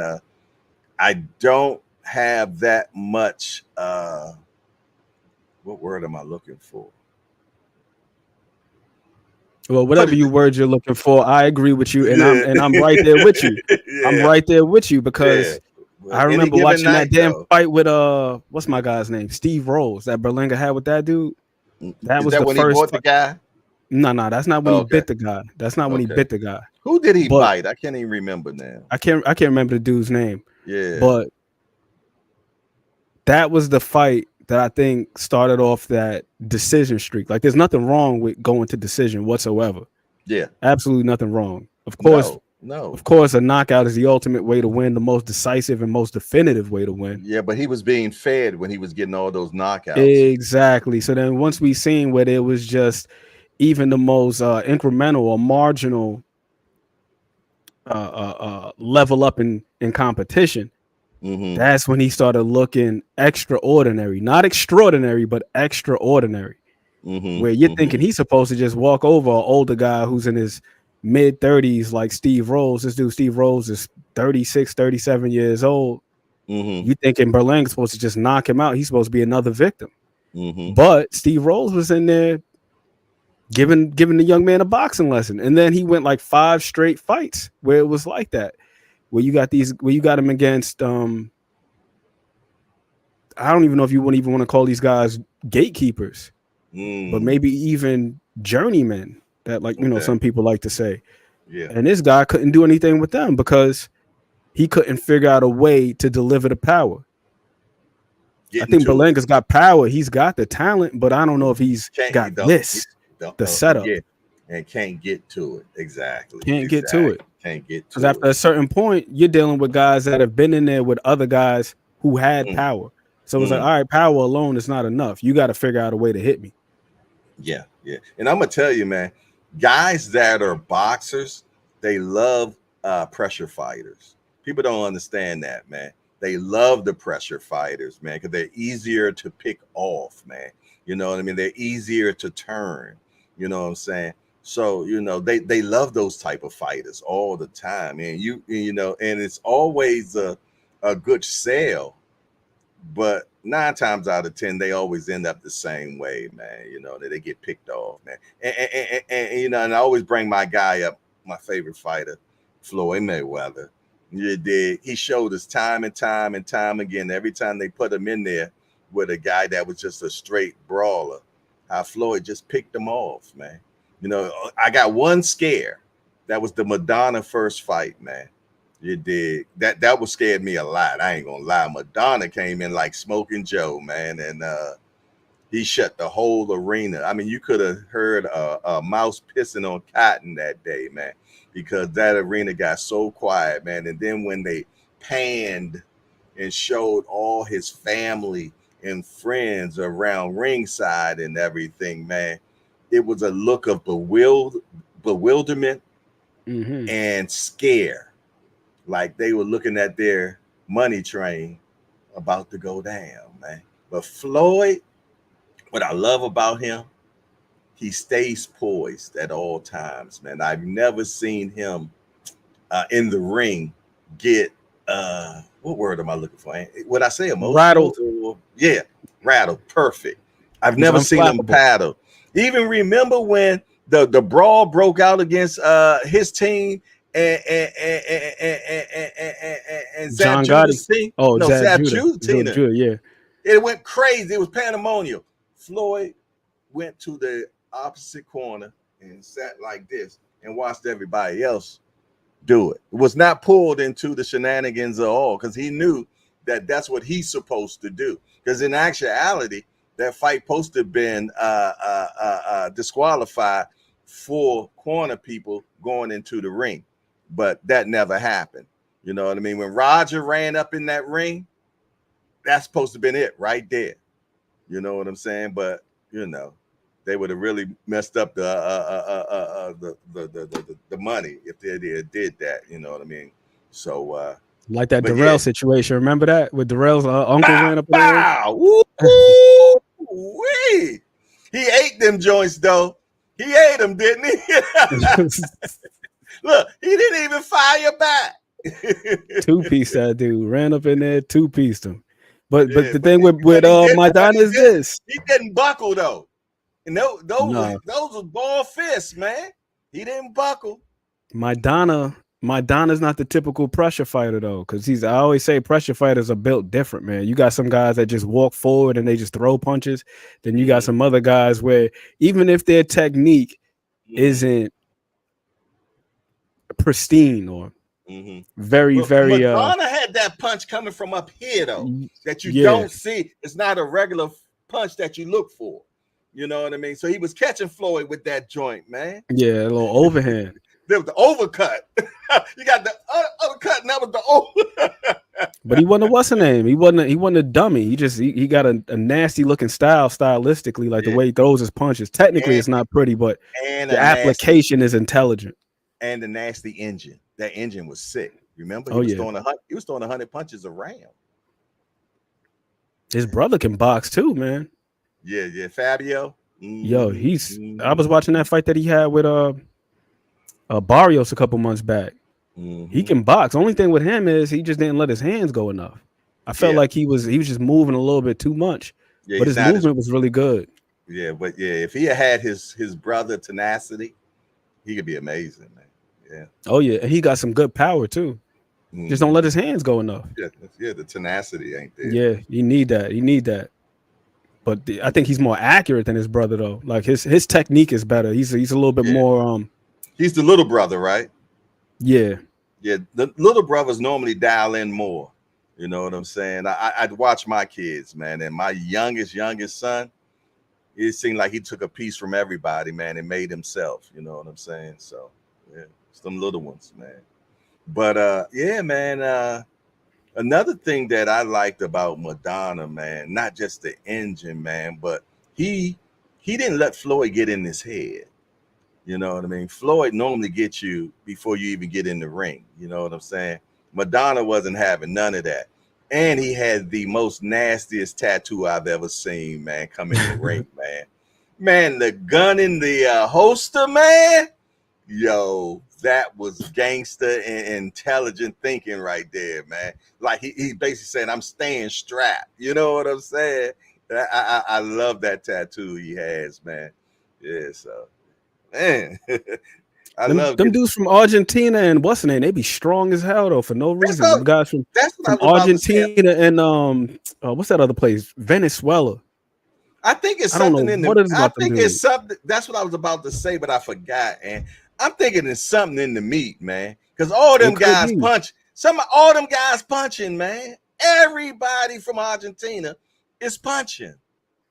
It could be. Like they saying down there in Mexico, that's part of the reason why they had that exception for the Mexican fighters with the clenbuterol being in the meat supply. Like in the a lot of that beef down there in Mexico. I don't, they pumping whatever the hell they pumping into them damn cows, man. So you might be on to something with that. Argentina might have a similar situation. I don't know what the hell it is, but Maidana, he was punching like a damn horse. What's the other guy's name? He was knocking everybody out once upon a time. Matisse. Yeah. And how about the guy that beat the dude Paul Williams? Wasn't he from Argentina as well? Yeah, Sergio Martinez. Yo, one of the nastiest one punch knockouts ever. Yeah. Oh my lord. Yeah, them Argentina guys are punching, man. I damn near cried that night when Paul Williams got knocked out. I was watching that live on HBO, and I did not expect it to go like that. Because that first fight was a damn good fight. The first one was a damn good fight, but then second round, left hand, and Paul Williams was just face down, and he was asleep with his eyes open. Well, when you fall forward, you ain't getting back up. Oh yeah, it's all bad. I ain't seen a guy that got hit, KO, and fell forward ever get up. I've never seen that. Beat the count. I haven't seen that before. There's something about that, man, when you fall forward. Man, oh man. That's why I love this sport, man. Because you can always just reach back in time, man, and talk about a particular fight, and you dial yourself right back when it happened, man. And you can smell what the food you were cooking that particular time, the people that you were with, man, what you were drinking. I can remember all that. If you tell me a particular fight that I was watching, or if I was there, you know what I'm saying? I always think about the Floyd Mayweather and Robert Guerrero fight, man. And I was in Las Vegas at the MGM when he fought, man. And I can remember leaving out of the fight, man. And the only thing I could say to myself was, that was art, Jay. The way Floyd was in that ring and moved around that ring that night, man, the only way I could explain it was art. You know what I mean? That's how I looked at it, man. I said, that was art, man. You know what I mean? Floyd IQ is just sick with it. It's like Floyd knew what punch you were going to throw before you threw the punch, man. And Floyd used to always talk. I remember in his interviews where he talks about how he's looking at your chest and he could see something, you know what I mean? He's watching. I don't know. Maybe you're right there. Pieces show something. I couldn't hear you, Ann. And I said you could see the fibers twitch. Yeah, well, maybe they that's what tense up. Watching. Yeah, he could tell what punch you're about to throw. You know what I'm saying? So amazing, man. You did. This beautiful sport. Observant, super observant, very aware, just acute awareness. And another thing that I really enjoy about boxing and the history of boxing, the totality of it, is the purity of the sport. Purity of the sport. There's not so much that has changed about boxing. And I think that's the reason why fantasy matchups are so damn intriguing. Yeah. It's so intriguing because not as much has changed about the sport in the last 70 years or so. Now, maybe you can, if you want to go back maybe 100 years, even a little bit before that, then you can say, okay, there was a huge stylistic shift in the way in which boxers performed. But it's not like basketball or any of these other sports where they've implemented so many different rules and all of these arbitrary things that have impacted the sport. Like, for example, it's difficult to say who's much better from this era or that era in basketball because you have to think about the various eras. Like, there was an era in which they didn't have a 3 in the key rule, so the big man could just camp out in the paint. Then somewhere down the line, they said, okay, we're going to implement a 3 in the key so nobody can just be standing around in the paint. You got 3 seconds to be in there, then you got to get back out and reset. Then you got the era where there was no 3-point line. So you might say like, oh, well, this guy is a fantastic shooter. It's like, well, he's come up in the 3-point era. Then you got other guys, the Bob Cousy's of the world, where there was no 3-point line. So guys didn't emphasize practicing 3-point shots. So it's very difficult to say who is far more talented or who's more skilled because there were certain things that just weren't around at certain points in time. But in boxing, the jab has been the jab for God knows how damn long. A cross has been a cross for how damn long. And then you go look at certain fights like George Benton versus Alan Thomas, a fight that took place 70 years ago, and you see these guys doing things that guys are doing now, like implementing the shoulder roll and slipping and sliding and just moving and grooving. And after a certain point in boxing, it just felt like, you know, boxing is kind of just in a continuum, so to speak, where it's very difficult to say you couldn't imagine this guy fighting that guy. Because a left hand in 1956 is a left hand in 2024. And so on and so forth. The only thing that's really changed with boxing for real is the number of rounds. Because like way back in the day, like in the Joe Gans days, them dudes was fighting 45 rounders. Then you get to a point where they cut it down to 15. And then now in the modern era, they cut it down to 12 and 10. But outside of that, boxing itself, when it comes to various footworks, like you watched Willie Pep, this dude was doing V steps and L steps and all that shit way back in his day. Things that fighters are doing today. So like boxing is very, very pure in that sense. Very pure in that sense. So it would behoove any fighter to go back in time and watch these older fighters, and you can learn something from watching Sugar Ray Robinson. You can learn something from watching Floyd Patterson. You can learn something from watching George Foreman, like learning about the control game and the physicality and all that stuff, things that can be implemented today and still work. And you can't say the same for other sports. And George had a nasty defense too, man, especially on his second time around, man. You know, I mean, that crossbody defense, man, was amazing, man. You couldn't get to him. You know what I'm saying? And he was just truck-like. But you know, what you said about the fantasy thing, man, I'm going to jump back on that before I forget. I believe BVO had it yesterday where they talked about Mayweather and Ray Leonard. It was Mayweather and Ray Leonard, right? That has always been. Go ahead. Was it him? I couldn't remember if it was him or Thomas Hearns. It was one of them. Yeah, it was Mayweather and Leonard. Yeah. I think he did that fantasy talk, man. And let me tell you something, man. That has been one that's been the talk for a long time. And I'm going to tell you, I've changed my who I think who will win that fight now than what I was before. I used to think that Floyd would have won that fight, man. And then weight classes make a difference, too, on the decision on that fight as well. But now I'm more back to thinking, I'm dialed into thinking that Leonard would have won that fight, man. You know, Leonard was just so damn mean, man, and he was fast, and he was cat-like reflexes, man, and had an engine as well, man, and he was punching. You know what I mean? But then you got to ask which Floyd. Are we talking money or pretty? You know what I mean? Depending on, and all that got to play in a factor, man, who will win that fight, man. But I'm going to go with Leonard, man. I'm going to have to go with Leonard, man.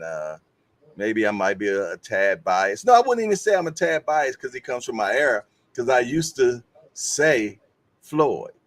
But I just don't say Floyd no more. Maybe because I know a little bit more these days now. I don't know. What do you think on that one? You're mute. You're mute. Yo. You great. Okay, I think that one is definitely a toss-up.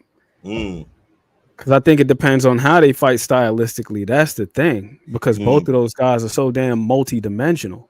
Yeah. Very multi-dimensional, and they both understood how to win a round. And I think that's an understated aspect of boxing. Like, it's one thing to have speed, power, all that other stuff, but knowing how to win rounds. Like, you would see in some fights where Ray Leonard, where he would just start shoe shining and letting flurries go. And then that would sway the judges. Even if everything isn't landing clean or it's not a hard punch, just the fact that he's letting them go in bunches, especially at certain points in the round, where it's like, okay, like a guy might get a shot or two off on him, then it's like, all right, let me just let this flurry go.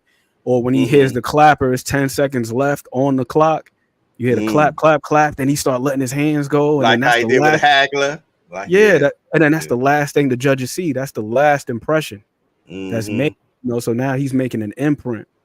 So just him knowing how to win those rounds. And then also with Floyd, as Mayweather, knowing how to win rounds, knowing how to slow things down, and getting into a pace where it almost feels like a damn glorified sparring match. Where it's like you're not able to touch him, but then he'll hit you a few times. You don't got to land a crazy amount of punches, but then when there's a lull in the action, him just letting his hands go just enough to win those rounds. You know what I like?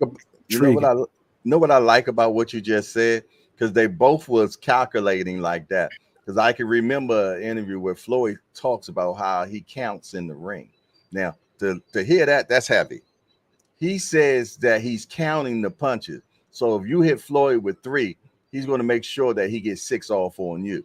You know what I'm saying? So he's always trying to stay ahead of you during the fight punch wise.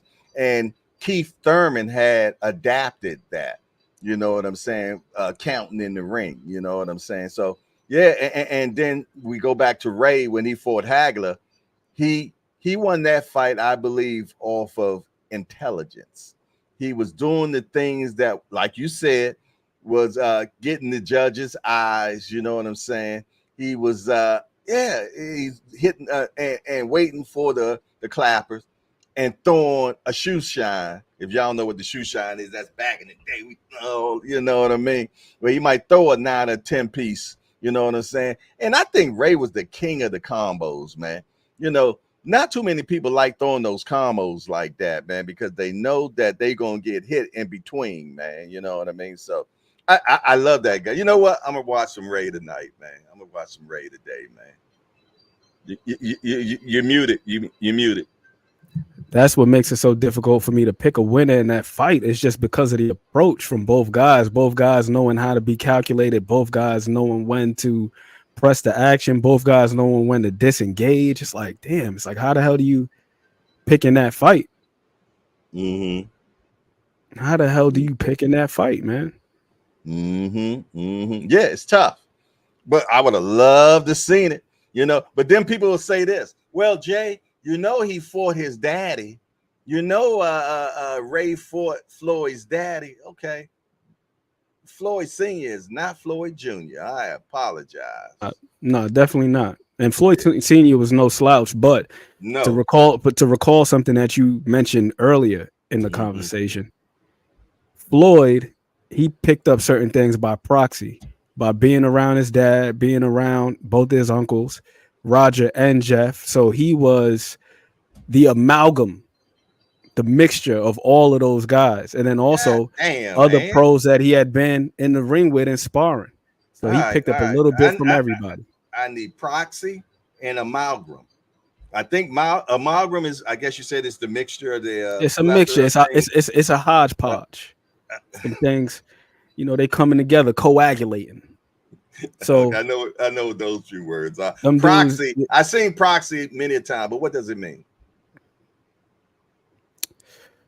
By extension, kind of. It's like by extension. So, you know, he picked these things up by osmosis, being next to these guys, man. Okay. It's hard not to, you know, if you got a cup, catch the drip, man. You know, get a little bit from this person, a little bit from that person. And that's what Floyd had. That's what Floyd had. Look. So he has a melange of talent. Yes. Yes. 1,000%. Let me step up my game, man. 1,000%, man. 1,000%. A cornucopia. You know what I mean? Dude, you know what I mean? Shout out to my guy C Wood. Respect to C Wood. Who's good, man? Being corrected by direct line position. There you go. But that's how Floyd became Floyd, man. And here's another example I always like to cite. Now, Bobby Fischer, he did, and then here's the other thing too that we always got to take into consideration with these fantasy fights is at what juncture, like you said before, we talk about Pretty Boy, we talk about Floyd, but then also what that constitutes is the experience, not just in the ring, but also of being a student, being able to watch certain fighters and pick up on things. That's how a lot of these great guys, they develop, being able to take a little bit from this person, being a little bit from that person, and what they've been exposed to. Like Bobby Fischer in the interview, he was asked about Paul Morphy Now everybody cites Bobby Fischer as being the GOAT as far as chess is concerned. Anytime there's a chess reference, you talk about Bobby Fischer. Bobby Fischer, but yeah. You're not talking about Donald Byrne or Robert Byrne or even a guy like Maurice Ashley. Shout out to Maurice Ashley. I love watching the Bobby Fischer, all the Bobby Fischer stories, man. You know, because he just disappeared. Nobody knows where he's at. He went off. He passed away now, but he went off the grid. He went off the grid for a little minute. Grew a beard and everything. Like he was ducking the FBI. Yo, like man, he was living in exile. I love watching all those chess stories. Did you ever watch the one about the little girl that ended up being in like a border school? And send it to me. Oh man, and you got to watch this one today when I send it. First of all, I got to find it. You know what I mean? But it was this young lady that they sent to this bordering school, and they started putting her on this medicine, man. And she could see the calculations as she's just looking in the sky, man. And I'm gonna tell you, she was so bad. It was amazing, man. I mean, she could play chess while you're at the board playing. She's just telling you where to move her pieces at, and she'll tell you what number and this, that. And all you gotta do is tell her where you just moved, and she could. It was an amazing movie. So she's got those she's got those concepts and those and that notation down packed. And that right there, that's what Bobby Fischer was alluding to in this interview. They asked him about Paul Morphy. Now, Paul Morphy was like the Bobby Fischer of the 1800s. Like he was that guy in the 1800s where it's just like, yo, Paul Morphy, Paul Morphy, Paul Morphy.